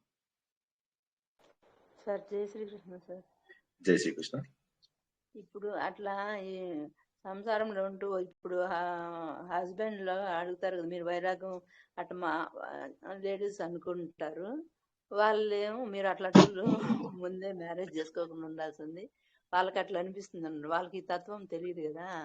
అప్పుడు అట్లా వాళ్ళు అట్లా చెప్పి ఇబ్బంది పెడుతుంటారు అనమాట. మీరు అట్లా పోతే మేము చేయాలా? ఇప్పుడు వాళ్ళ వయసు అయిపోయింది, చూసే వాళ్ళు ఉంటారు కదా, అట్లా అప్పుడు అట్లా అర్థమైంది ఎట్లా మీరు అన్న అది ప్రశ్న అర్థమైంది. అది ఎట్లా అర్థం కాకుండా ప్రశ్న అనమాట. అవును. దానికి మనం ఇంతకుముందు ఏం తెలుసుకున్నామో, భగవంతుడు ఏమన్నాడు, నన్ను నమ్ముకున్న వాళ్ళకి జరా వ్యాధులని దగ్గరికి రానియను అని చెప్పాడు, ముసలితనంని, తర్వాత రోగములను. కాబట్టి దానికి కావాల్సింది ఏంటంటే ఇద్దరి లోపల మార్పు రావాలి. ఇద్దరి లోపల మార్పు రావాలి కానీ తర్వాత భగవంతుడు ఏమంటాడు, ధర్మేచ అర్థేచ మోక్షేచ, ధర్మేచ అర్థేచ కామేచ నాతిచరామి. ధర్మేచ అర్థేచ కామేచ నాతిచరామి, మోక్షేచ నాతిచరామి అని ఎవరు అనరు. భార్యాభర్తలలో అమ్మ ఒక్కసారి వినండి. ధర్మము, అర్థము, కామములో భార్యాభర్తలు కలిసి ఉంటారు. మోక్షంలో వారు కలిసి ఉండవలసిన అవసరం లేదు. అది వాళ్ళు అదంతా అంటారు, అప్పుడు తెలియదు కదా, అనేవాళ్ళు వాళ్ళు అంటారు. అవన్నీ అర్థం కాని ఎవరి సార్, రసం మనకు వాళ్ళే సార్, అర్థమవుతుంది. ఎవరి రసం వాళ్ళే మోక్షానికి. ఇంకా అంతే నీ అంతే. రసం నీదే, మోక్షం నా మాత్రం రసం నాది. అంతే. జై శ్రీకృష్ణ. సార్ జై శ్రీకృష్ణ సార్. ఇంకొకసారి మేము ఇది అడుగుతానని ఏమనుకోవద్దండి సార్. టూరు అది హరిద్వార్, ఉత్తరాఖండ, గోగా, గంగోత్రి, యమునోత్రి, కేదార్నాథ్ అవన్నీ వెళ్ళాలనుకుంటున్నాము. మాకు వాటి గురించి తెలియదు. మీరు ఏమన్నా జాగ్రత్తలు చేయడాల్సిన సరే అక్కడ ఎలా అవి కొంచెం ఏమన్నా చెప్తాను. నేను చెప్పగలరు? ఊరు నుంచి వచ్చిన తర్వాత, ఇప్పుడు నేను యాత్రలో ఉన్నాను కదా, వచ్చిన తర్వాత తప్పకుండా చెప్తాను. సరే, థ్యాంక్ యూ సార్. అదే మేలు అట్లా అనుకుంటున్నాము, మిమ్మల్ని అడిగితే తప్పకుండా చెప్తారని చెప్తాను. అనుకున్నాం సార్. నేను థ్యాంక్ యూ ఆల్రెడీ సార్. మన తీర్థయాత్ర గ్రూప్ లో ఆల్రెడీ ఈ హరిద్వార్, ఋషికేశ్, చార్ధామ్ గురించి ఒక క్లాస్ తీసుకున్నాము. మీరు వీలైతే అది వెతకండి, దొరకకపోతే నేను అది మీకు ఫార్వర్డ్ చేస్తాను తప్పకుండా. చేయండి అది సార్. ఉంది, సార్ ఆల్రెడీ ఉంది. కేదార్నాథ్ అవన్నీ, బద్రీనాథ్, అవన్నీ చెప్పిన అమర్నాథ్ అవన్నీ. ఓకే సార్, అవన్నీ థ్యాంక్ యూ చెప్పిన సార్. ఉన్నాయి ఆల్రెడీ, అవి నేను తప్పకుండా చెప్పండి. పంపిస్తాను. Thank you so much sir. Okay sir. మీరు రెస్ట్ తీసుకోండి సార్. మీరు జై ఇంకా మస్తు శ్రీ- చెప్పినే చెప్తున్నాం అంతే. అమ్మో, సార్ ఒక్కసారి వేమన కవి గురించి చెప్పండి సార్. ఇప్పుడు ఎప్పుడైనా మీకు వీలుండేనా? సరే తప్పకుండా. వేమన సార్, వేమన కవి గురించి అంటే నేను చాలా ఇన్స్పైర్ అవుతాను. వేమన కవి ప్లస్ రమణ మహర్షి అంటే వైరాగ్యానికి మారిపోయారు వీళ్ళిద్దరే కదా సార్. సో ఆయన ఎలా మారాడు ఆ రకంగా అనేది చాలా సార్లు ఆలోచిస్తుంటాను నేను. కరెక్ట్ ఒకసారి కరెక్ట్. తెలుసుకున్నాను సార్. తప్పకుండా షూర్ షూర్. Okay sir. జై నాకు శ్రీకృష్ణ. రమణ మహర్షి, రామకృష్ణ పరమహంస వాళ్ళవి ఎక్కువ నాకు కూడా అవి వండర్ఫుల్. ఎక్కువ ఇష్టం. సరే సార్, థ్యాంక్ యూ సార్. ఎక్కువ మాట్లాడండి, సారీ సార్. Thank you. ఇంకా నేను పడుకుంటాను. మళ్ళీ రేపు సాయంత్రము ఏమాత్రం సమయం ఉన్నా మనము రేపు ఏముంది, ఋగ్వేదమా? రేపు ఋగ్వేదమో జ్యోతిష్యమో ఉంది. రేపు జ్యోతిష్యం ఉంది. రేపు మళ్ళీ సమయాన్ని బట్టి రేపు జ్యోతిష్యం. నేను వెళ్ళే చోట ఇంటర్నెట్ ఎలా ఉంది, పరిస్థితులు ఎలా ఉన్నాయో చూసుకుని దాన్ని బట్టిగా రేపు మళ్ళీ ప్రవచనాన్ని చేసుకుందాం. అందరికీ కూడా మళ్ళీ కృతజ్ఞతలు అర్పిస్తూ ఈ రోజు ప్రవచనాన్ని ఇక్కడికి ముగించుకుందాం. అందరూ సాధన మార్గాన్ని వదలొద్దు. వీలైనన్ని సార్లు ఈ ప్రవచనాలు ఎందుకు వినమంటాను అంటే, నాకేమీ రాదు, మీ అందరికీ తెలుసు. ఇది క్లిక్ బేస్డ్ ఇన్కమ్ అవి కూడా ఇందులో ఏమీ లేవు. ఎందుకు వినమని అంటాను అంటే, ఎన్నిసార్లు వింటే అంత గట్టిగా ముద్ర పడుతుంది. ఎంత గట్టిగా ముద్ర పడితే అంత చక్కటి భావాలని మనము ప్రజ్ఞని పెంచుకోగలుగుతాం. ఈ ప్రజ్ఞని పెంచుకుంటేనే మన మనస్సు నిగ్రహింపబడుతుంది. మనకు కావాల్సింది మనోనాశనము, దానికి ప్రజ్ఞ ఒకటే మార్గము. జై శ్రీకృష్ణ. అందరికీ కూడా కృతజ్ఞతలు. శుభరాత్రి. జై శ్రీకృష్ణ సార్.